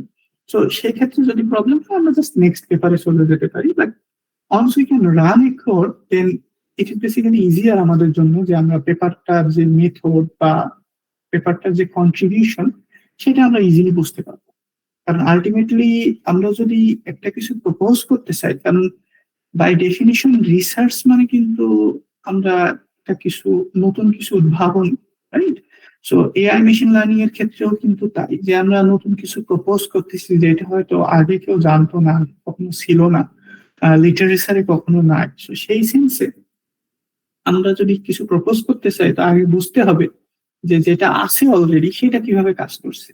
সো এটা at least it depends on person to person, but in general it May work. যে আমরা যখন একটা কোড আছে, আমরা কোডটা রান করলে সেখান থেকে পেপারটা বুঝতে সুবিধা হবে, এবং একটা পেপারের মেন আইডিয়া যখন বুঝবো, তখন হয়তো আমরা রিলেভেন্ট অন্যান্য পেপারগুলো পড়তে পারি।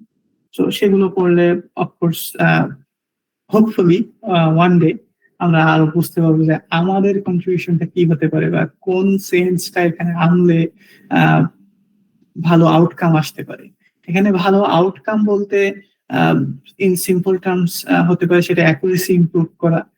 খুবই সিম্পল এক্সাম্পল যদি দিই যে এমপ্যাথি ডিটেকশন যেটা আমরা বলছিলাম। সো আমার রিসার্চে একটা পার্টিকুলার ডোমেনে যেটা আমি কাজ করি যে এমপ্যাথি একটা লেভেল হতে পারে যে 1 থেকে 7। তো একটা আমি টেক্সট যদি দিয়ে দিই তো সেখানে প্রেডিকশন হতে পারে যে এখানে এমপ্যাথি 1 আর এমপ্যাথি 7। 7 মানে হায়েস্ট আর 1 মানে লোয়েস্ট। সো যেটাই হোক, মেইন আইডিয়া হচ্ছে এখন এই কতটুকু অ্যাকুরেট আমার মডেল। সো সেটা দেখা গেল আমি যদি অ্যাকুরেসি পার্সপেক্টিভে বলি, অ্যাকুরেসি যদি আমার এখন 90% থাকে যে একটা পার্টিকুলার ডেটা সেটে 90% পারফরমেন্স লিটারেচারে আছে, লাইক সোফার মানুষ যত কাজ করছে 90% পারফরমেন্স ম্যাক্সিমাম। তো সেখানে আমি যদি কোনো নোভেলটি দিয়ে আমার মডেল যদি 95% আসে, ডেফিনেটলি সেটা আমার একটা কন্ট্রিবিউশন। তো এগেন এটা একটা ট্রায়াল অ্যান্ড এরর অনেক সময় হতে পারে। ট্রায়াল অ্যান্ড এরর না বলেও আমরা যদি একটু ফর্মালি বলি যে এটাই রিসার্চে আমরা দেখবো নতুন কোন ভাবে সেটাকে ইমপ্রুভ করা যায়। বাট ইন ব্রড সেন্স যে আমরা এই যে অ্যাকুরেসি ইমপ্রুভ, সেটা এক ধরনের কন্ট্রিবিউশন হতে পারে। অথবা আমরা যদি দেখা গেল মডেলটাকে ফাস্টার বানিয়ে ফেলছি, বা আমরা বলতে পারি মডেলটাকে এমন ছোট বানিয়ে ফেলছি যে সোফার লিটারেচারে যত মডেল আছে সেগুলো হয়তো একটা জিপিইউ ছাড়া রান করা যায় না। বাট আমি এমন একটা মডেল প্রপোজ করলাম যেটা হয়তো জিপিইউ ছাড়াও চলে, এটা সিপিইউ তেই চলে। তাহলে এটা অবশ্যই আরেক ধরনের কন্ট্রিবিউশন।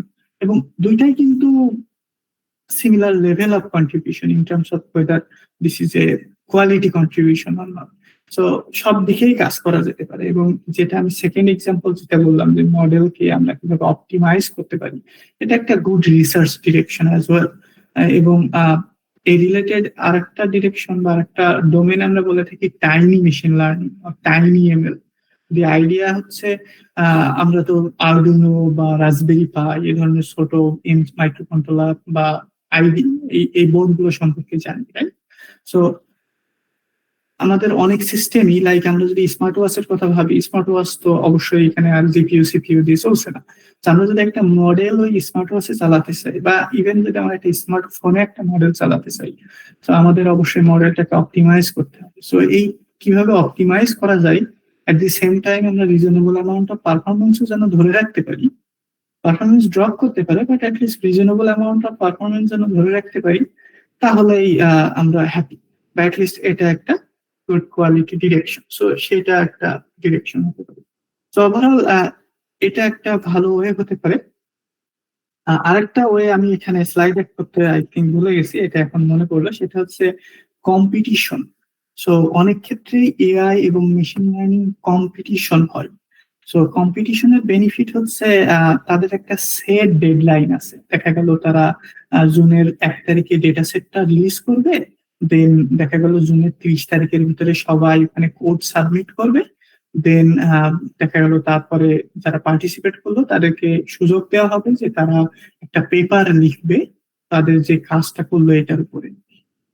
সো দেন অবশ্যই এটা it could be first publication as well. এবং যেহেতু এখানে একটা সেট অফ ডেডলাইন থাকে, তো আমরা জানি যে আমরা অনেকের ক্ষেত্রে ডেডলাইনে অনেক ভালো কাজ করি। আমরা যদি জানি যে আমাদের নেক্সট মান্থ একটা ডেডলাইন এবং এটা কোনো সুযোগ নাই এর পরে ডিলে করার, তো হয়তো সামহাও আমরা অ্যাচিভ করে ফেলি যে নেক্সট মান্থের ভিতরে এটা সাবমিট করবো।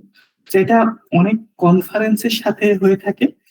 যেমন আমি যদি এক্সাম্পল দিই, I think, for example, WhatsApp, empathy detection challenge. So just example হিসেবে আমি দেখাচ্ছি, এভাবে ওটাকে অনেক সময় শেয়ার টাস্ক বলা হয়। স্ক্রিন দেখা যাচ্ছে।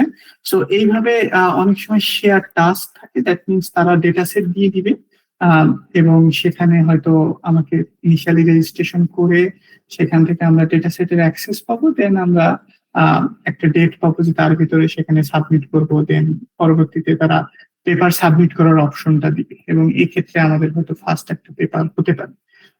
এবং যেটা বলছিলাম, this is also a good strategy because আমাদের সেট অফ ডেডলাইন আছে এবং কি টাস্কে সলভ করবো বা কি প্রবলেম সলভ করবো সেটা নিয়ে আমাদের ভাবা লাগছে না। আমরা জাস্ট ওই ডেটা সেট নিয়ে কাজ করতে পারবো। সো এটা নর্মালি থাকে ম্যাক্সিমাম কনফারেন্সের সাথে। সো ম্যাক্সিমাম কনফারেন্স যখন রান হয় অ্যাটলিস্ট এই এআই মেশিন লার্নিং ডোমেনে, সো তারা কনফারেন্সের সাথে এই ধরনের চ্যালেঞ্জ হোস্ট করে। So আমরা জাস্ট কনফারেন্সের ওয়েবসাইট ঘাটলেই মোটামুটি পেয়ে যাবে।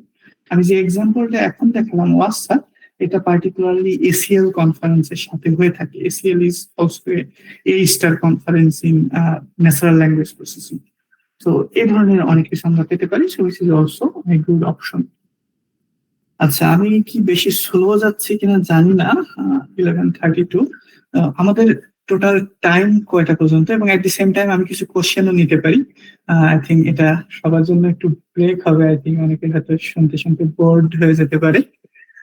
সো কার কোশ্চেন থাকলে এখানে I be happy to answer, এবং হয়তো আমরা তারপরে শুরু করবো। এবং টাইমটা যদি জানানো যায় তাহলে ভালো হয়। আমরা কয়টায় শেষ করবো প্ল্যান করছি? টাইম আমাদের আরো হাফ আওয়ার আছে।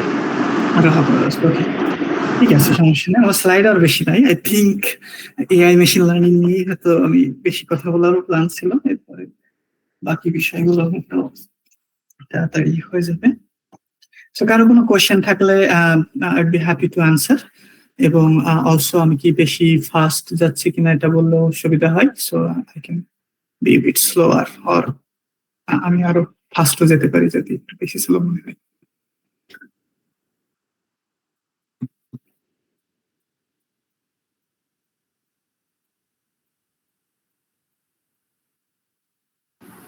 ওকে, so I think yes sir, I think ঠিক আছে। যেহেতু আমরা স্যার আন্ডারগ্রেড স্টুডেন্ট, এই বিষয়গুলো আসলে ক্যাপচার করা আমাদের একটু প্রবলেম হইতে পারে। যেভাবে যাচ্ছেন আশা করি এটা ঠিক আছে। ওকে, থ্যাংক ইউ। থ্যাংক শান্তন। সো আমি তাহলে একটু প্রসিড করি। আর অবশ্যই কোনো কোশ্চেন, যে কোনো question just write in the chat box, and even if you'd like to talk to me directly, শেষে হোপফুলি আনমিউট করে কথা বলা যেতে পারে, but in general at least chat বক্সে লিখে দিলে কোনো কোশ্চেনই ডাম কোশ্চেন না, জাস্ট যেটা মনে হয় প্লিজ লিখেন। সো আমি যদি কন্টিনিউ করি এখন, সো আমি নেক্সট একটু কথা বলতে চাচ্ছিলাম স্কলারশিপ নিয়ে, স্পেসিফিক্যালি মাস্টার্স এন্ড পিএইচডি। যদিও মাস্টার্স রিলেটেড হয়তো আমি বেশি সুখবর দিতে পারছি না, কারণ ইন জেনারেল হয়তো আমরা জেনেও থাকতে পারি যে মাস্টার্স এর স্কলারশিপ কম্পারেটিভলি কম, এবং মাস্টার্স এ অ্যাকচুয়ালি অ্যাটলিস্ট অস্ট্রেলিয়াতে মেজর ক্লাসিফিকেশন হচ্ছে কোর্স ওয়ার্ক বেসড মাস্টার্স হতে পারে, এন্টায়ারলি কোর্স ওয়ার্ক। যেমন ব্যাচেলরে আমরা কোর্স করে থাকি অনেক, তারপরে ব্যাচেলর ডিগ্রি পাচ্ছি, সো এভাবে কোর্স ওয়ার্ক বেসড আছে।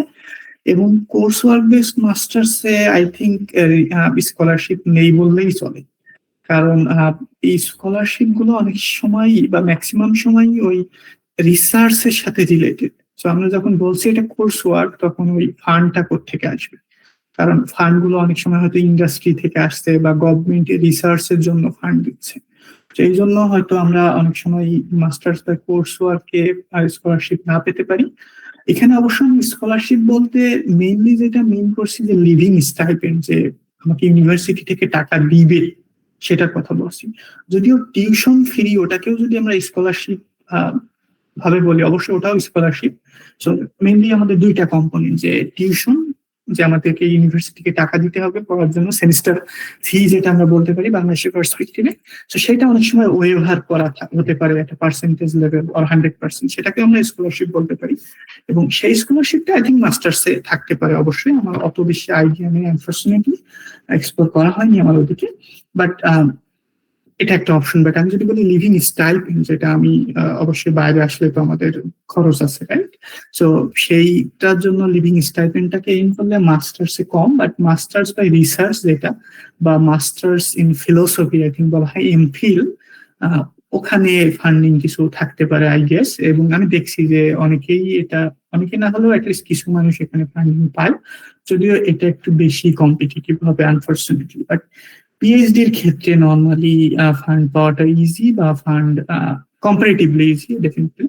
এবং পিএইচডিতে আর কি ওভারঅল গ্লোবালি অনেক জায়গায় PhD is like a job. So full time, যেমন বাংলাদেশের ক্ষেত্রে হয়তো 40 আওয়ার্স কে আমরা ফুল টাইম জব বলে থাকি, সো এখানে অস্ট্রেলিয়াতে 37.5 আওয়ার্স। সো সেটাকেও পিএইচডি তেও তাকে সময় দিতে হয়। তো সেই জন্য এটা ফুল টাইম জবের ইকুইভ্যালেন্ট বা এমন মনে করা এখানে নর্মালি স্কলারশিপ দেওয়া হয় বা অ্যাটলিস্ট ফান্ডেডই হয় অনেক পিএইচডি। এবং বেনিফিট হচ্ছে অস্ট্রেলিয়ার ক্ষেত্রে যে এটা ট্যাক্স ফ্রি। আমি অস্ট্রেলিয়ার ক্ষেত্রে বলছি মানে স্লাইটলি আমি যদি ইউএস এর সাথে কম্পেয়ার করি, ইউএস এর অ্যাটলিস্ট আমি বেশি এক্সপ্লোর করি না আনফরচুনেটলি, বাট যতটুকু শুনছি যে ইউএস এর ক্ষেত্রে ম্যাক্সিমামই স্কলারশিপ গুলো হচ্ছে ওখানে ট্যাক্সড, দ্যাট মিনস ওখান থেকে ট্যাক্স দিতে হয়। এবং আরেকটা বেনিফিট আমি যদি কম্পেয়ার করি, সেকেন্ড পয়েন্ট যেটা এখানে আমি বলছি যে অস্ট্রেলিয়ার এখানকার এই স্কলারশিপ গুলো নর্মালি 3 ইয়ার্স এর জন্য কনফার্ম। সো আমি যখনই পিএইচডি শুরু করতে যাচ্ছি, সো আমার যদি স্কলারশিপ হয় তাহলে ওখানে কন্ডিশনে বা অলরেডি আমার অফার লেটারে ওটা 3 ইয়ার্স এর জন্য ফান্ডিং কনফার্ম। সো 3 ইয়ার্স এর জন্য আমার কোনো ওয়ারিড হওয়ার কোনো বিষয় নেই ফান্ড নিয়ে। তো ওই ফান্ডটা 3 ইয়ার্স থাকবে। এটা এমনও না যে সুপারভাইজার নেক্সট ইয়ারে বন্ধ করে দিতে পারে সুপারভাইজারের ফান্ড না পেলে, যেটা আমি শুনছি অনেক ক্ষেত্রেই ইউএস এর দিকে অনেক ক্ষেত্রেই হয়ে থাকে, কারণ ওগুলোকে কাইন্ড অফ সুপারভাইজারের ফান্ড থেকে আসে এবং ইয়ারলি রিনিউ হয়। এবং ওখানকার টার্মিনোলজি গুলো আই থিঙ্ক বলা হয় GRA or GT, I think graduate research assistant, graduate teaching assistant, এইভাবে। সো জাস্ট কম্পারেটিভ পারপোজে বলতেছি। সো মেইন বেনিফিট এখানে যেটা হচ্ছে 3 ইয়ার্স এর জন্য কনফার্ম হয়ে যায় এবং ওই রিনিউয়ালের ওই বিষয়গুলো নেই, নরিড হওয়ার বিষয় থাকে না। এবং অ্যাপ্লিকেশন প্রসেস নর্মালি আমরা যখন অ্যাডমিশনের জন্য অ্যাপ্লিকেশন করি, আমি এই ডিটেলস এই রিলেটেড আরো কিছু বলবো, তো তার সাথেই আমার স্কলারশিপের অ্যাপ্লিকেশনটা নর্মালি করা হয়। সো অনেক সময় একসাথে থাকতে পারে, বাট অ্যাটলিস্ট সেটা ওই শুরুতে অ্যাপ্লিকেশন করলাম, দেন অ্যাপ্লিকেশনের একটা আউটকাম চলে আসে যে না তোমাকে 3 বছরের ফান্ড দেওয়া হবে, না তোমাকে আনফরচুনেটলি দেওয়া হবে না, পসিবিলিটিস। সো এইটা একটা বিষয়। আর এখানে আরেকটা বিষয় যেটা আমি বলি না এখন, 4 ইয়ার্স টিউশন ফি অপশন, যেটা বলছিলাম যে টিউশন আছে আর একটা লিভিং স্টাইপেন্ড, যে আমি এখানে থাকছি তার জন্য গভর্নমেন্ট থেকে ইউনিভার্সিটি থেকে বা এজেন্সি থেকে যেখান থেকে স্টাইপেন্ড দিবে। সো 4 ইয়ার্স নর্মালি দেওয়া হয়। সো তার মানে পিএইচডি ডিউরেশনটা স্ট্যান্ডার্ড এখানে হচ্ছে 4 ইয়ার্স। সো 4 ইয়ার্স এর ভিতরে নর্মালি ম্যাক্সিমামই 3 and 5 ইয়ার্স এ শেষ করে, কারণ 3 and 5 ইয়ার্স এ আসলে স্কলারশিপ দেওয়া হয়। So of course it make sense 3.5 years এ শেষ করা। সো 3 ইয়ার্স এর ফান্ডটা কনফার্ম থাকে, দেন নর্মালি ওই ডিপেন্ড অন যে আমাদের প্রোগ্রেস কেমন হচ্ছে তার উপরে নর্মালি আরো 6 মাস এক্সটেন্ড হয়। সো এটা নর্মালি এক্সটেন্ড হয়ে যায়, জাস্ট অ্যাপ্লাই করতে হয়। সো এভাবেই মোটামুটি স্কলারশিপ সিস্টেমটা এখানে আছে। এবং কমন স্কলারশিপ গুলো যেগুলো, একটা হচ্ছে ইউনিভার্সিটি ফান্ডেড, যে ইউনিভার্সিটি কিছু স্কলারশিপ ফান্ড করে। কারণ ইউনিভার্সিটি যদি আমরা অন্য দিক থেকেও ভাবি, যে ইউনিভার্সিটির কিন্তু কাইন্ড অফ দুইটা পারপোজ, অ্যাটলিস্ট ব্রডলি ক্লাসিফাই যদি করি, টিচিং একটা রিসার্চ। তো টিচিং ডেফিনেটলি স্টুডেন্টরা ডিগ্রি নিচ্ছে, তাদেরকে তো টিচিং করাতেই হবে। আর রিসার্চ কম্পোনেন্ট যেটা হচ্ছে অবশ্যই পাবলিকেশন যদি ইউনিভার্সিটি থেকে হয়, ইউনিভার্সিটির ফ্যাকাল্টি পাবলিকেশন করলে এটা তো ইউনিভার্সিটির জন্য ভালো। তো সেই সেন্সে ইউনিভার্সিটি ফান্ড করে, এবং সেটা ইউনিভার্সিটি ফান্ডেড স্কলারশিপ আমি বলছি, এবং 13 নেক্সট ইয়ার স্কলারশিপ জাস্ট নাম। সো ইউনিভার্সিটি অনুসারে সেটার একটা নাম থাকতে পারে। আর একটা থাকে গভর্নমেন্ট ফান্ডেড স্কলারশিপ, যেটাকে নাম বলা হয় RTP scholarship, which is very common, এবং এটা ইউনিভার্সিটির থ্রুতে দেওয়া হয়। সো এটা just like university scholarship university থেকে আসে, আরটিপি ইউনিভার্সিটি হয়ে আসে। আলটিমেটলি এটা এমন না যে গভর্নমেন্টের কাছে অ্যাপ্লাই করা। বাট এই থার্ড অন যেটা অস্ট্রেলিয়ান অ্যাওয়ার্ড, এটা আমি জাস্ট নাম জানি, আনফরচুনেটলি আমি অত এক্সপ্লোর করি নাই, but I think for this session নাম ইজ এনাফ। আমাদের প্রয়োজন হলে অবশ্যই এক্সপ্লোর করতে পারবো। তো এটা আরেকটা স্কলারশিপ, এবং আমি জাস্ট গতকাল মনে একটু দেখছিলাম যে এটা কিছু কিছু কান্ট্রির উপরে, কান্ট্রিকে দেওয়া হয়, Bangladesh is included, should be fine. So এগুলো kind of common scholarship. First two এই দুইটা খুবই কমন, এবং এগুলোই বেশি পাওয়া হয়। এবং আরো কিছু স্পেশালাইজড স্কলারশিপ আছে, এবং এগুলো good value in terms of money যদি বলি। একটা আছে ফরেস্ট পিএইচডি স্কলারশিপ। এটা আমি জাস্ট দেখছিলাম গতকালকে, যেটা ডেডলাইন অবশ্য নিকটবর্তী 19 অক্টোবর। সো মোটামুটি প্রতি ইয়ারে অক্টোবরের দিকে ডেডলাইন থাকে। সো এটা আর কি, ফরেস্ট পিএইচডি হচ্ছে ওয়েস্টার্ন অস্ট্রেলিয়ার জন্য স্পেসিফিক। তো ওয়েস্টার্ন অস্ট্রেলিয়ার ইউনিভার্সিটি গুলোতে পিএইচডি করতে হলে মোটামুটি এটার মাধ্যমে অ্যাপ্লাই করা যায় এবং এই স্কলারশিপটা মোটামুটি হ্যান্ডসাম অ্যামাউন্ট অফ মানি দেয়। আহ, আর হচ্ছে সিএসআইআর হচ্ছে অস্ট্রেলিয়ার ন্যাশনাল সায়েন্স এজেন্সি, সো তারাও কিছু স্কলারশিপ দিয়ে থাকে। একটা হচ্ছে data 61 is basically CSIR data related, that means data science related, AI machine learning related একটা উইং। সো সেখান থেকে কিছু স্কলারশিপ তারা দিয়ে থাকে। এবং আর একটা আছে ইন্ডাস্ট্রি পিএইচডি, এটাও ইন্ডাস্ট্রির সাথে লিঙ্ক করা থাকে, এই জন্যই নামটা আসছে ইন্ডাস্ট্রি পিএইচডি। তো ওভারঅল এগুলো থাকে, এখানে লিঙ্ক এমবেডেড করা আছে, আর এমনি নাম সার্চ করলে মোটামুটি পাওয়া যাবে। সো এগুলো কাইন্ড অফ কমন স্কলারশিপ। এবং অ্যাপ্লাই করার যে প্রসেসটা, যেহেতু আমি বলছি যে আমাদের টপ টু যেটা কমন, একটা হচ্ছে ইউনিভার্সিটি ফান্ডেড আর একটা হচ্ছে গভর্নমেন্ট ফান্ডেড, বাট দেওয়া হচ্ছে ইউনিভার্সিটি থ্রুতে। তো এটার অ্যাপ্লিকেশন যেভাবে হয়, অ্যাটলিস্ট আমি কার্টিনের জন্য যেটা জানি, বাকিগুলোর প্রসেসও সিমিলার হওয়ার কথা। সেটা হচ্ছে একটা ইউআই নেয়, EOI means expression of interest. তো তারা হচ্ছে প্রজেক্ট সার্কুলার দেওয়া হয়, জাস্ট লাইক আমরা জব সার্কুলার দেখি। তো সেভাবে প্রজেক্টের ডেসক্রিপশন, কে সুপারভাইজার, কারা কারা অ্যাপ্লাই করার জন্য এলিজিবল, এইভাবে সার্কুলার দেওয়া থাকে। এবং সেখান থেকে আমাদের যদি মনে হয় যে না, এই প্রজেক্টটা আমার কাছে ইন্টারেস্টিং লাগতেছে, এটা আমার ডোমেনের সাথে যায়, আমার এক্সপিরিয়েন্সের সাথে যায়, আমার এইমের সাথে যায়, তাহলে সেটার জন্য আমাদের একটা ইউআই সাবমিট করা যায়। সো ইউআই কে আমরা জাস্ট বলতে পারি এটা প্রিলিমিনারি অ্যাপ্লিকেশন। সো সেটা সাবমিট করে নর্মালি এখানে জাস্ট আমি একটা স্ক্রিনশট নিয়েছি ইউআই থেকে। সো ইউআই তে এভাবে অপশন থাকে যে অ্যাডভার্টাইজড রিসার্চ প্রজেক্ট, যেটা বললাম যে ইউনিভার্সিটি নর্মালি অ্যাডভার্টাইজ করে। সো এটা সিলেক্ট করলে জাস্ট ওই অ্যাডভার্টাইজটাই সিলেক্ট করতে হয়। তার মানে আমাদের আলাদা করে ওইভাবে রিসার্চ প্রপোজাল বা এভাবে কিছু ডেভেলপ করা লাগে না। ম্যাক্সিমাম ক্ষেত্রে এটাই এভাবে থাকে। এই আরটিপি হোক বা ইউনিভার্সিটি ফান্ডেড, এভাবে সব সুপারভাইজার, পটেনশিয়াল সুপারভাইজার তারা এইভাবে সার্কুলার দিয়ে থাকে। এবং নর্মালি জাস্ট হচ্ছে ইউনিভার্সিটির ওয়েবসাইট গুলোর HDR page, like higher degree by research, এটা একটা কি টার্ম, যে হায়ার ডিগ্রি বাই রিসার্চ মানে হচ্ছে MPhil, MSc, masters by research and PhD, এগুলো হচ্ছে কমন নাম। তো সেখানকার পেজে নর্মালি থাকে। যেমন এইটা হচ্ছে কার্টিনের জন্য, অ্যাটলিস্ট কার্টিনে জুলাই আগস্টের রাউন্ডটা থাকে। সো সেই সময় অ্যাটলিস্ট দেখা গেল ওখানে hundreds of R at least 50 around advertisement ছিল।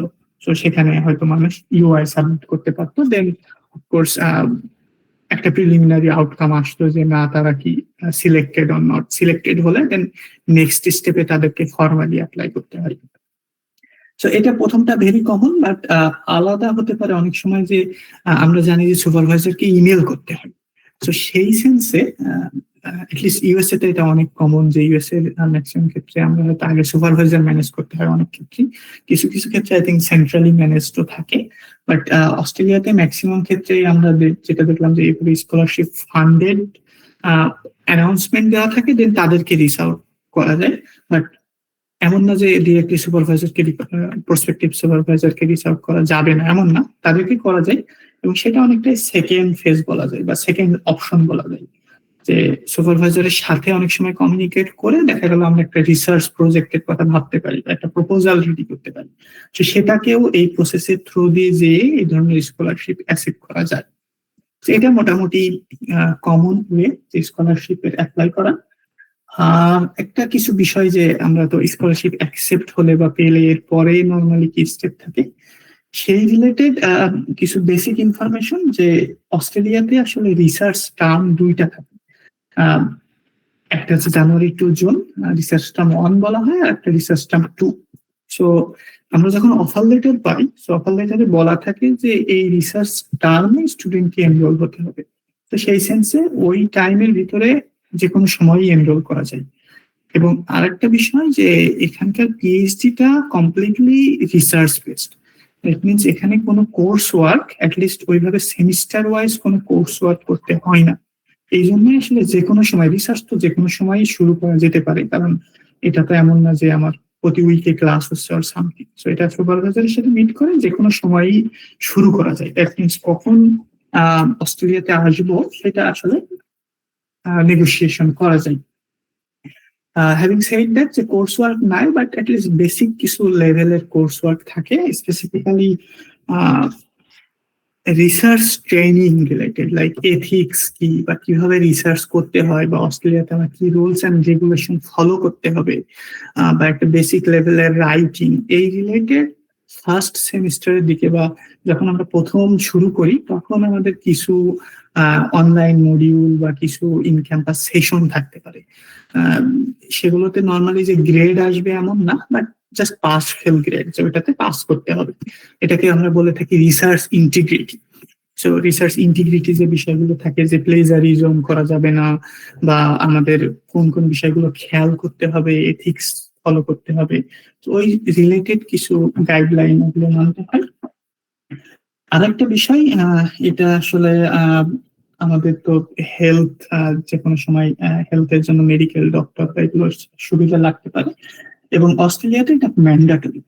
সো এখানে ইন্টারন্যাশনাল স্টুডেন্ট আসতে হলে আমাদেরকে এই যে ম্যান্ডেটরি ওভারসিজ স্টুডেন্ট হেলথ কভারটা নিতে হয়, ওএসএইচসি ইন শর্ট। সো এটা অবশ্য অনেক স্কলারশিপই, আমাদের বিশেষ করে পিএইচডি স্কলারশিপ, অনেক স্কলারশিপই এটাকে ফান্ড করে। এবং এমন না যে শুধু অ্যাপ্লিকেন্টের ফ্যামিলিকেও ফান্ড করা হয়। যদিও আমরা গ্রাজুয়ালি অ্যাটলিস্ট রিসেন্টলি দেখছি যে এটার ফান্ডিংটা একটু কমে যাচ্ছে, বাট অ্যাটলিস্ট পসিবল। অ্যাটলিস্ট যে মেইন অ্যাপ্লিকেন্ট তার ওভারসিজ হেলথ কভারটা নর্মালি দেওয়া হয়। বাট ওয়ার্স্ট কেসে কিছু কিছু ক্ষেত্রে আমি এমনও শুনছি আনফর্চুনেটলি, যে অ্যাটলিস্ট রিসেন্টলি অনেক সময় হয়তো ডিপেন্ড করে ওই ফান্ডের উপরে, অনেক সময় হয়তো ইউনিভার্সিটি এনাফ ওএসএইচসির জন্য হয়তো এনাফ অ্যালোকেশন নাই। তো সেক্ষেত্রে এটা একটু বার্ডেন আমাদের, মানে আউট অফ পকেট শুরুতে দিতে হয়, এবং এটা ভিসা যখন অ্যাপ্লাই করা হয় মোটামুটি তখনই পে করতে হয়। এটা একটা ফিস, এটা জাস্ট ওএসএসসি সার্চ করলে মোটামুটি পাওয়া যাবে ফিসটা কেমন হয়। But in general I think in Australian dollar এটা হচ্ছে সিঙ্গেল পার্সনের জন্য মনে হয় এখন অ্যারাউন্ড $10,000 আর something, I am not sure exactly, but in general like that. এবং এটা হচ্ছে one time fee. So PhD visa normally 5 years এর ভিসা নর্মালি দিয়ে থাকে। সো এই 5 ইয়ার্স এর জন্য হেলথ কাভার, সো এই জন্য ফিসটা একটু নর্মালি বেশি হয়, কারণ 5 ইয়ার্স ধরে আমরা একটা হেলথ কাভার হেলথ সিস্টেম থেকে সেবা নিব, সো ফিসটা একটু বেশি হয় আর কি। সো এটা একটা বিষয় আসলে মাথায় রাখতে হবে। বাট যেটা বলছিলাম, অনেক স্কলারশিপই দেয়, এবং অনেক স্কলারশিপই এয়ার ফেয়ার কভার করে, এবং ইনিশিয়াল যে কস্ট থাকতে পারে যেটাকে আমরা রিলোকেশন কস্ট বলে থাকি, সেটাও অনেক স্কলারশিপ দেয়। সো এই ধরনের সুযোগ সুবিধা আছে, depends on scholarship terms. But at least ওই যেখানে যেগুলো বললাম, লাইক কিছু ভেরি ওয়েল রেপুটেড স্কলারশিপ আছে, লাইক ফরেস্ট স্কলারশিপ, সিএসআরও স্কলারশিপ, এখানে অনেকগুলোতে এই ধরনের রিলোকেশন বা এয়ার ফেয়ার এগুলো অনেক ক্ষেত্রেই কাভার করে। So which is also good.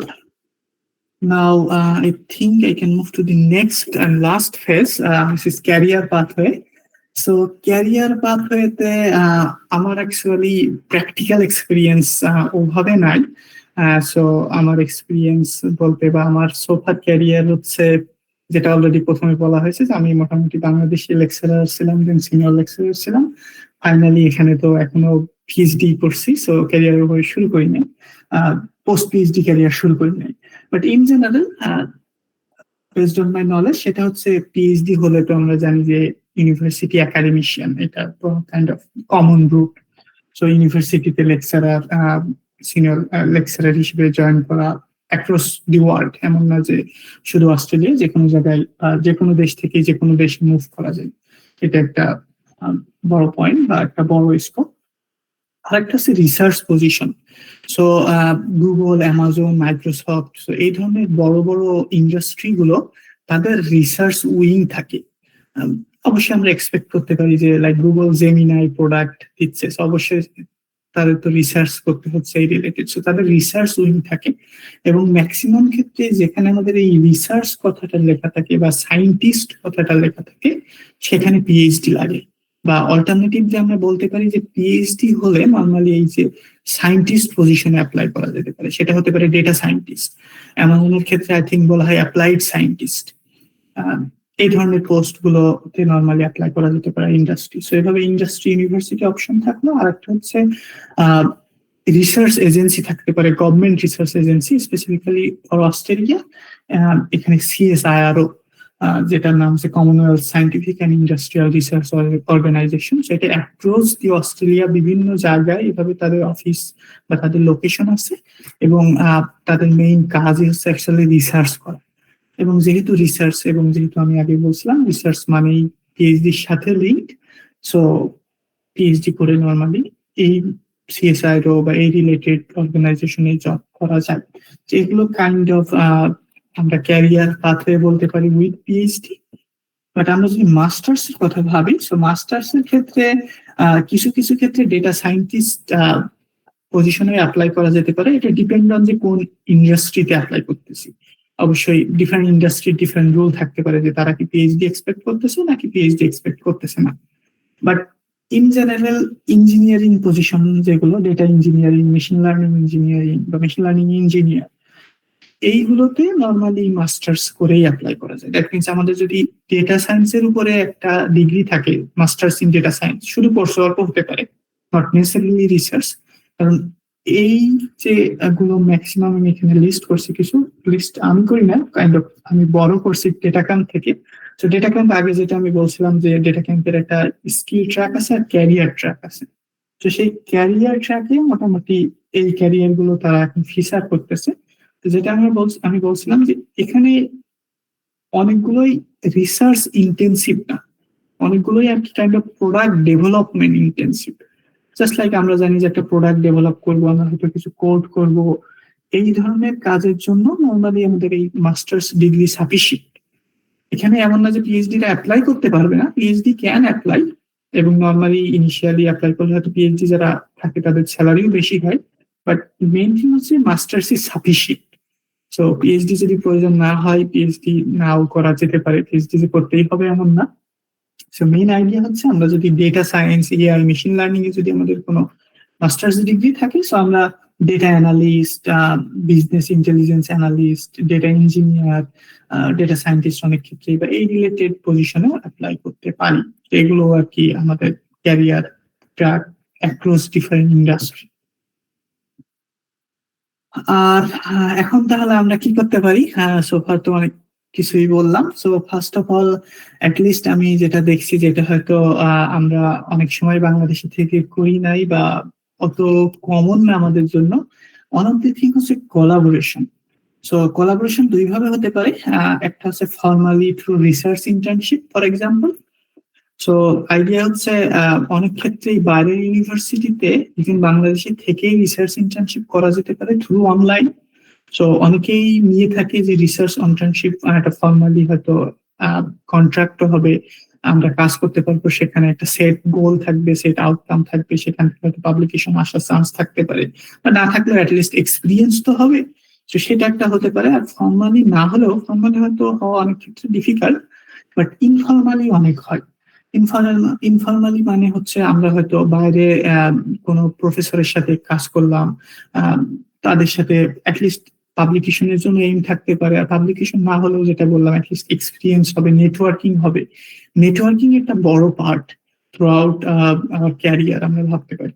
So networking হলে হয়তো পরবর্তীতে তাদের মাধ্যমে আমরা পিএইচডির অফার পেতে পারি অন্য কারোর থেকে, বা তারা রেকমেন্ড করতে পারে, সেইগুলো কাজে লাগতে পারে। এবং অ্যাটলিস্ট আমি অনেক সময় ইন্ডিয়ান অনেকের থেকে এই ধরনের, মানে শুধু আমি বলবো না, আমরা ওভারঅল, আমি এখানে আমাদের কলিগ যারা আছে তারা মোটামুটি সবাই ইন্ডিয়ার অনেক স্টুডেন্ট থেকে, আমরা জানি যে ইন্ডিয়ার আইআইটি বা এই ধরনের যে অর্গানাইজেশন গুলো আছে, ইউনিভার্সিটি গুলো আছে, IIT then NIT and so on, so সেখানকার স্টুডেন্ট থেকে আমরা অনেক সময় এই ধরনের রিকোয়েস্টও পেয়ে থাকি যে তারা হয়তো একটা রিসার্চ প্রজেক্টে কাজ করতে চায়, so that they can grow their CV, they can work towards a publication and things like that. এবং তাদের পাবলিকেশনে আমরা অনেক সময় দেখি যে তারা অলরেডি এমন কাজ করছে হয়তো অন্য আরেকজনের সাথে।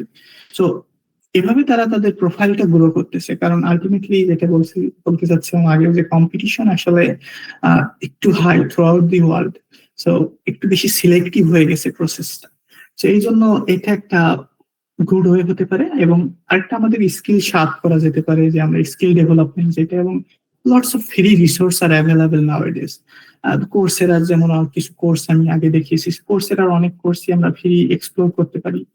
deeplearning.ai আছে, যেটা ডেভেলপড বাই এনজিওএনজি। এনজিওএনজির কথা আগে বলছিলাম, উইচ কাইন্ড অফ সামটাইমস আমরা কাইন্ড অফ অনেক রেপুটেড এবং অনেকে I think godfather of AI বলা হয়, মেবি না, সো গডফাদার অফ এআই আরেকজনকে বলা হয় যদিও। এনিওয়ে, সো মেইন আইডিয়া হচ্ছে এনজিওএনজির deeplearning.ai, which is very popular. এবং আমরা কোর্স কিভাবে পেতে পারি, সো এখানে একটা লিঙ্ক দিয়েছি যেটা আমি আগে থেকেই ফলো করি, ক্লাস সেন্ট্রাল। সো এখানে গিয়ে আমরা যদি একটা কোর্স সম্পর্কে কিছু সার্চ করি, দেন সেখানে তার রেটিং কি, মানে আগে যারা কোর্স করছে তাদের কেমন ভালো লাগছে কি লাগেনি, বা সেটা ফ্রি কিনা, কত তার ডিউরেশন কত, এই রিলেটেড ইনফরমেশন পাই। সো এটা কাইন্ড অফ একটা ডেটাবেস ভাবতে পারি, যেখানে আমরা কোর্স রিলেটেড জিনিস পেতে পারি। আরেকটা জিনিস আমি যে বলবো সেটা হচ্ছে আমাদের ওপেন সোর্স প্রজেক্টের কথা ভাবতে পারি। তো আমি যদি রিসার্চ পাবলিকেশনও না করি, বাট আমি যদি দেখা গেল একটা বেসিক ইমোশন রেকগনিশন মডেল, আমি একটা টিউটোরিয়াল দেখলাম, সেখানে কিভাবে ইমোশন রেকগনিশন, লাইক একটা ছবি থেকে সে একজন মানুষের ফেস থেকে সে কি অ্যাংরি নাকি হ্যাপি, সো এইটা আমি দেখা গেল ডিটেক্ট করার জন্য একটা মডেল বানালাম। এমন না যে এটা নিউ হতে হবে, এটা আমি টিউটোরিয়াল ফলো করে আমি শিখছি। তো সেইটা হয়তো আমরা আমাদের গিটহাব, গিটল্যাব এই ধরনের ওপেন সোর্স রিপোজিটরিতে আমরা দিয়ে দিতে পারি। বেনিফিট হচ্ছে আমরা যখন অ্যাপ্লাই করব পরবর্তীতে, যেটা পিএইচডি হতে পারে, মাস্টার্স হতে পারে, বা ইভেন জব অ্যাপ্লিকেশন হতে পারে, তো সেখানে আমরা এগুলোকে অবশ্যই মেনশন করতে পারি। এবং ওপেন সোর্স কন্ট্রিবিউশন এটা অবশ্যই ভালো একটা দিক আমাদের প্রোফাইলের জন্য। তো অবশ্যই অনেক কিছুই হয়তো আমরা করতে পারবো না, যেটা আমি মাঝে আগে বলছিলাম যে আমাদের রিসোর্স কনস্ট্রেন্ট থাকতে পারে, ইকোসিস্টেমটা ওভাবে নাও থাকতে পারে, আমাদের ওইভাবে সুপারভাইজার বা ওইভাবে মেন্টরশিপ আমাদের সুযোগ নাও হতে পারে, এডুকেশন নর্মাল পড়াশোনার চাপ অনেক হতে পারে। বাট তারপরেও এর মাঝেও হয়তো আমরা the best we can do is to do my best on things that deserves the best. So at least আমাদের দেখতে হবে যে কোন জিনিসগুলো আমাদের সময় দেওয়া উচিত আমাদের লাইফের এই অল্প সময়ের ভিতর থেকে। সো সেভাবেই হোপফুলি আমরা আগাতে পারি। And that's all for my presentation. I think আমি রাইট টাইমে শেষ করছি, 11:59, although কোশ্চেনের জন্য হয়তো আমি বেশি সময় দেইনি, although আমি দেখছি মাঝে মাঝে যে কোশ্চেন হয়তো বেশি আসে নাই চ্যাট বক্সে, এই জন্য, but I be happy to take any question. So কারো কোশ্চেন থাকলে নেওয়া যায়, অথবা কেউ যদি পরবর্তীতে কন্ট্যাক্ট করতে চায়, I be happy to answer. So that's all, thank you. অসংখ্য ধন্যবাদ স্যার আপনাকে।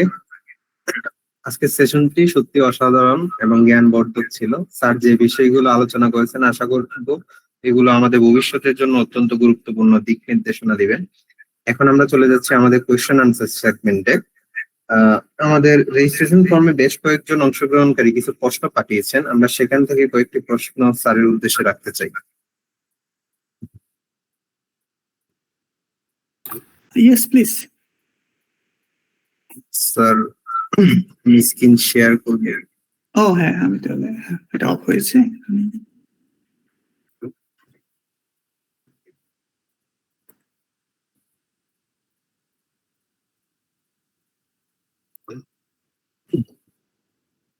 The first question is, what will be your advice for the student who just starting learning AI and ML?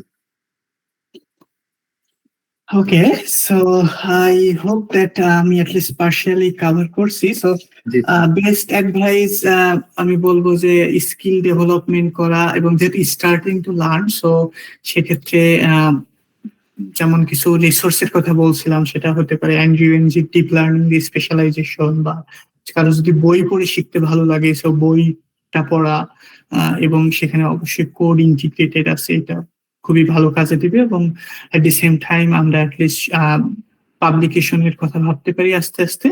R publication না হলেও at least শুরুতে at least দেখা গেল GitHub বা গিটল্যাবে আমরা একটা কোড করে সেটাকে ওপেন সোর্স দিতে পারি, এবং এটাতে আমাদের কনফিডেন্সটাও গ্রো হবে, এবং আস্তে আস্তে আমরা হয়তো পাবলিকেশন দিকে আগানো সহজ হবে। Next question is, how AI and ML are used in the semiconductor industry, now and in the future? Okay, that's an interesting question.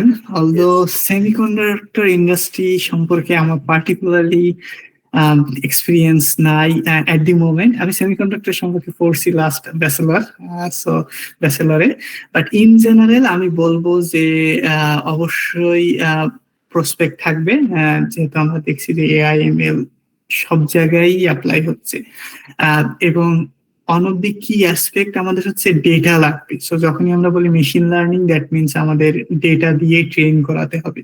তো এমন কিছু যদি পসিবল সেমিকন্ডাক্টর ইন্ডাস্ট্রিতে, যে আমরা অনেক ডেটা আছে, সেটা হতে পারে এক্সপেরিমেন্টাল ডেটা, যে এক্সপেরিমেন্ট করে পাওয়া হয়েছে, বা অ্যাটলিস্ট যদি আমরা সিমুলেট করতে পারি, দেন সেখান থেকে আমরা একটা কোনো কিছু যদি আমরা প্রেডিক্ট করতে চাই, সেই ধরনের আমরা একটা মডেলিং করতে পারি।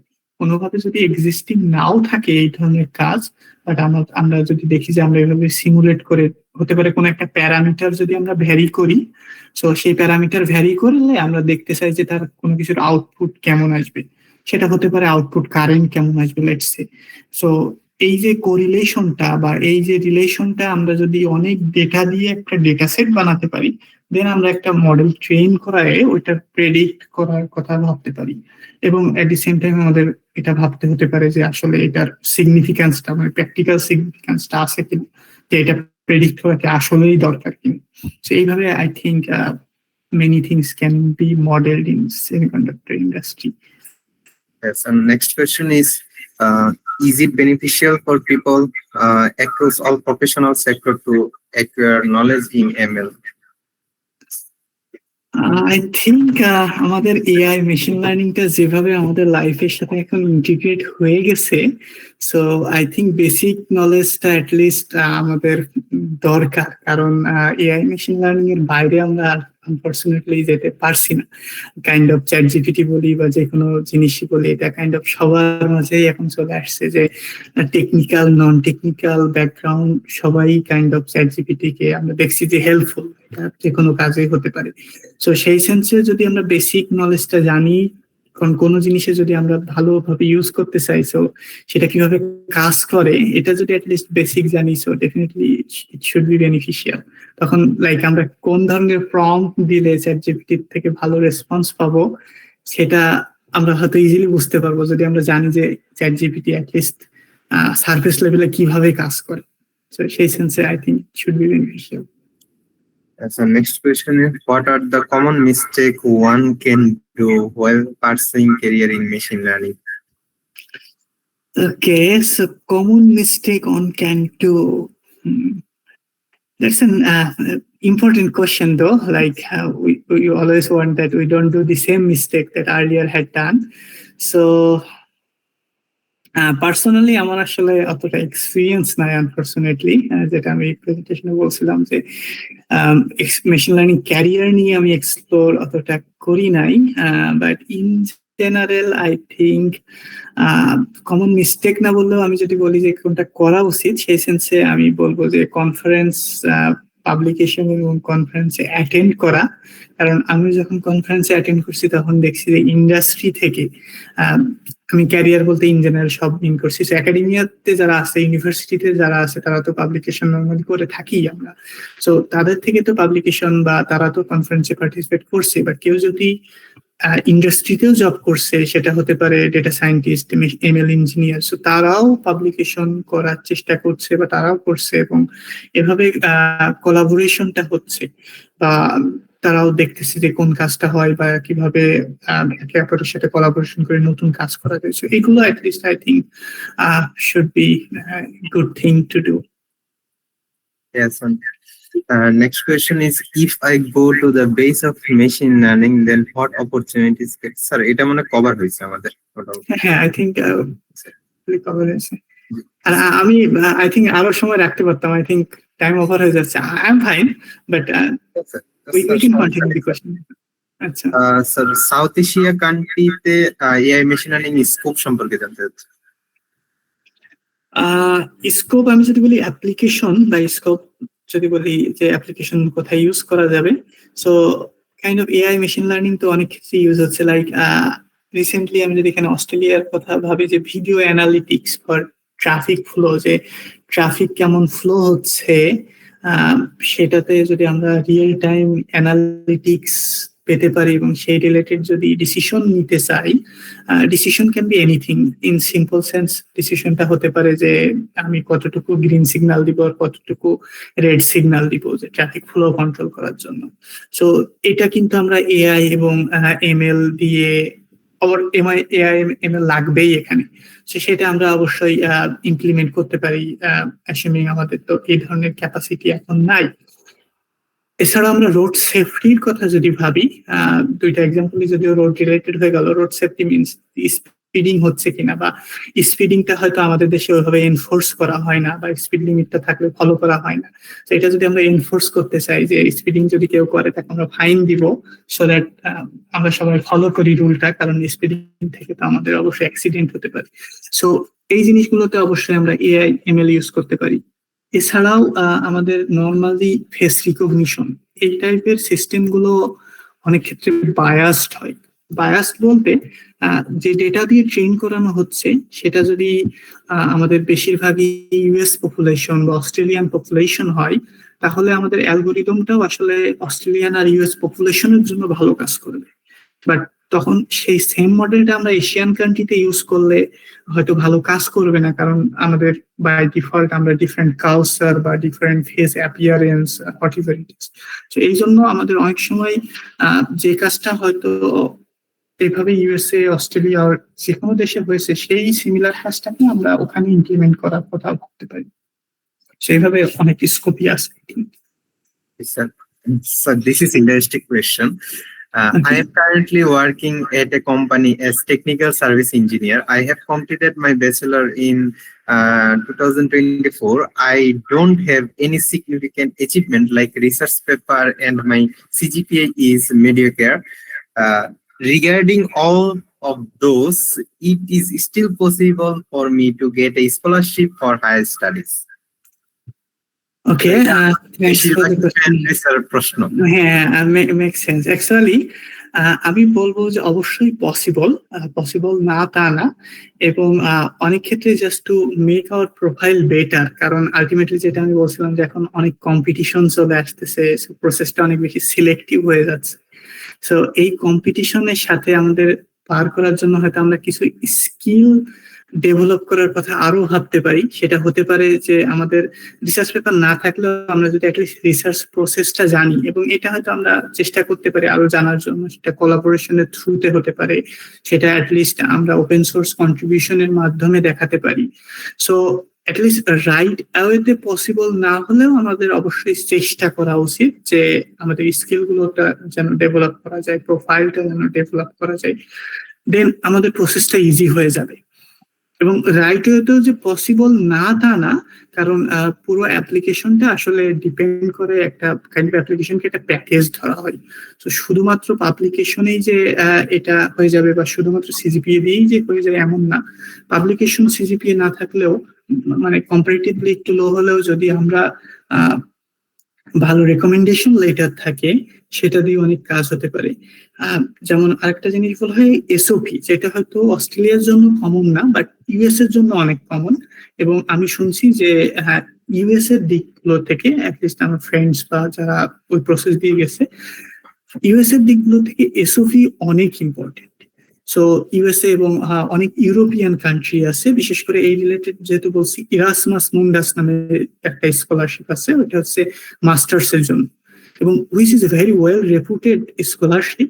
এবং ওখানে আই থিঙ্ক ওখানে যদি অ্যাপ্লাই করি এবং ওখানে ওই লেটার অফ রিকমেন্ডেশন এবং এসওপি, বা ওটাকে অনেক সময় বলা হয় মোটিভেশন লেটার, এই দুইটা জিনিস খুবই ইম্পর্টেন্ট আমি যতটুকু শুনছি, এবং আমি কিছু সেশনও অ্যাটেন্ড করছিলাম এক সময়। সো ওই জিনিসগুলোকে আমরা যদি খুব কোয়ালিটিফুল বানাতে পারি, সো এভাবে ওভারঅল এটা ব্যালেন্স হয়ে যেতে পারে। সো ওভারঅল আমার সাজেশন হবে যে স্কিলটা ডেভেলপ করা, সো দ্যাট আমরা কম্পিটিটিভ হতে পারি বাকিদের সাথে। অ্যাট দি সেম টাইম অবশ্যই এটাকে পুরো একটা প্যাকেজ হিসেবে ভাবা, এবং বাকি যে কম্পোনেন্ট গুলো আছে, যেটা letter of recommendation, motivation letter, সেইগুলো যেন খুব টপ নচ হয়। এবং সবকিছুই অ্যাকচুয়ালি এখন পসিবল আমরা সময় দিলে। আমরা অনেক রিসোর্স অনলাইনে পাবো যে কিভাবে ভালো মোটিভেশন লেটার লেখা যায়। সো এগুলো দিলে I think it is really possible. So we just need to stick to it, এবং অবশ্যই ফ্রাস্ট্রেশন আসতে পারে, এমন না যে আমরা অ্যাপ্লাই করলে সহজেই পেয়ে যাবো। It is part of the process. So আমাদের জাস্ট লেগে থাকতে হবে। Could be difficult at many Times, I know. বলা যতটা সহজ করা সহজ না, বাট স্টিল লেগে থাকলে অবশ্যই possible. Yes. Next question is how I have to prepare my AI ML base, which is helpful my scholarship opportunity through published paper based AI and ML. How I have to prepare my AI ML base which is helpful my scholarship opportunities. So I think overall আমি যেটা বলছিলাম যে আমাদের যদি open source contribution দেখাতে পারি, এবং যেহেতু পাবলিশ পেপার বলা হয়েছে, সো পাবলিশ পেপার আমি বলবো ওই যে প্রসেসটা আমি বলছিলাম যে আমরা যদি কিছু রেপুটেড পেপার পাই, দেন সেখানকার যে কোড আছে সেগুলো ইমপ্লিমেন্ট করা যেতে পারে। এবং সেই কোডটা অ্যাভেলেবেল না থাকলে অন্য কি কোড আছে, বা যে চ্যালেঞ্জের কথা বলছিলাম, কনফারেন্স গুলো নর্মালি চ্যালেঞ্জ অর্গানাইজ করে থাকে। সো সেই চ্যালেঞ্জ গুলোতে পার্টিসিপেট করলে আমরা দেখা গেলো প্রথম পাবলিকেশনটা করা অনেক ইজি হয়। তো সেটা I think could be applicable. Sir thank you. কারো যদি প্রশ্ন থাকে আপনারা মাইক্রোফোন আনমিউট করে প্রশ্ন করতে পারেন।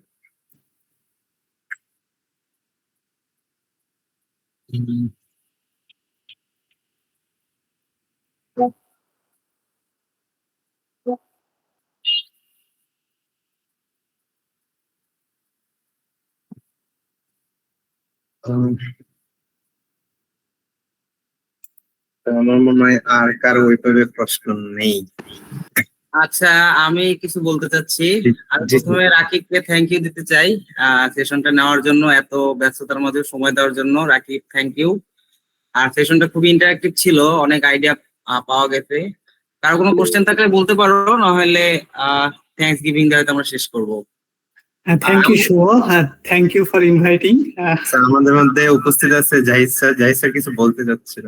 হ্যাঁ, জাহিদ। অবশ্যই আমার ফ্যামিলিয়ার ফেস দেখে ভালো লাগছে, শুভ জাহিদুল। ভালো লাগছে, অনেকদিন পর আসসালামু আলাইকুম ভাই। ওয়ালাইকুম আসসালাম। ভালো আছেন? কেমন আছেন? এই তো আলহামদুলিল্লাহ। জি ভাই। তো ভাই ওটার জন্য আসলে আমি যখন জানলাম আপনি জয়েন করতেছেন, ওদেরকে বলে রাখছিলাম যে আমাকে অবশ্যই সেশনে জয়েন করে, কারণ এক সময় ভাই থেকে আমি হলো যে অনেক ইনফরমেশন নিতাম, ভাই রুমে বসে থাকতাম, ভাই এমনকি আমি ফার্স্ট যে সিভি রাইটিংটা লিখছি তাও ভাইয়ের টেমপ্লেট নিয়ে আমি হলো চেষ্টা করছিলাম। যে এখন তো অনেক বেশি রিসোর্স, তখন আমি ভাইকে রিসোর্স হিসেবে মানতাম। তো যাই হোক, আমি পুরো সেশনের প্রথম থেকে ছিলাম এবং খুবই ইন্টারেক্টিভ একটা সেশন হয়েছে। স্টুডেন্ট যারা জয়েন করছে আমার মনে হয় তারা খুব হেল্পফুল হয়েছে, যে যারা শুরু করতে চাচ্ছে তারাও রাইট ওয়েতে শুরু করতে পারবে, আর যারা অলরেডি শুরু করছো, বিশেষ করে ভাই তো বললোই মেশিন লার্নিং এর থেকে এখন আস্তে আস্তে সবকিছু ডিপ লার্নিং এর দিকে চলে যাচ্ছে। সো যে যে স্টেজে আছে আস্তে আস্তে আরো নিজেদেরকে ডেভেলপ করতে পারবে। আর হোপ ফর দ্য বেস্ট, সবকিছু হবে, কেরিয়ার হবে, স্কলারশিপ হবে, সবকিছু হবে। তো ভাই আমরা মনে হয় যে মাঝে মাঝে আপনাকে পাবো, যদি আমাদের স্টুডেন্টরা আপনাকে চায় আরো কোনো অবশ্যই হ্যাপি টু। আমরা আরো স্পেসিফিক কিছু ট্রেনিং চাই আর কি। এটা তো আসলে জেনারেলাইজ ছিল, আশা করি রাকিবের সময় দিবে। আর জাহিদের সাথে অবশ্যই ইনশাআল্লাহ। জাহিদের রুমেও জাহিদ বলছি, রাকিবের রুমে পরীক্ষার আগে আমি প্রায় যেতাম, ডিসকাস করতাম, সময়গুলো মনে পড়ে গেল আর কি। হ্যাঁ, আমি আপনাদের শুভদেবের রুমে অনেক যেতাম, শুভ স্যারের রুমে। স্যারকে অসংখ্য ধন্যবাদ আমাদের এই সেশনে উপস্থিত থেকে আমাদের উৎসাহ প্রদান করার জন্য। আমাদের সাথে আরো উপস্থিত আছে আমাদের সম্মানিত adviser Tariquzzaman sir.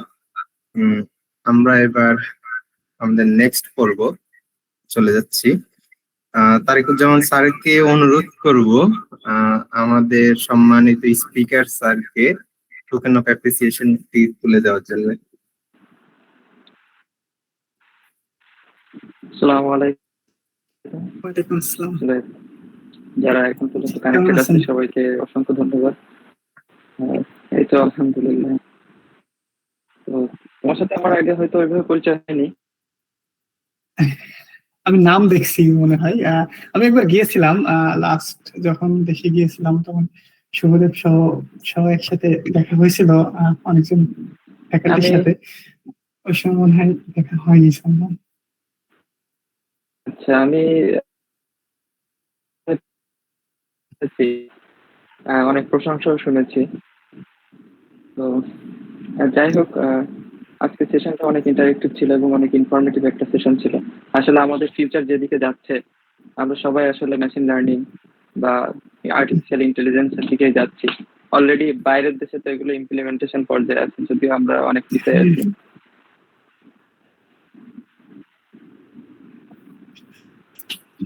Thank you for the appreciation.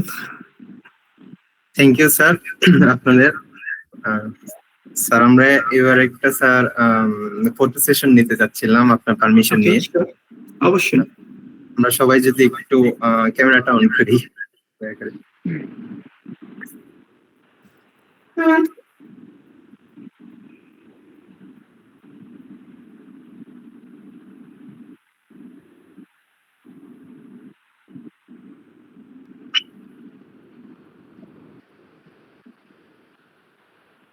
ও কোথায়?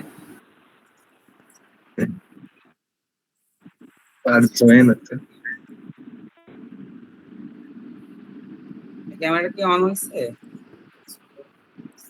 জি স্যার।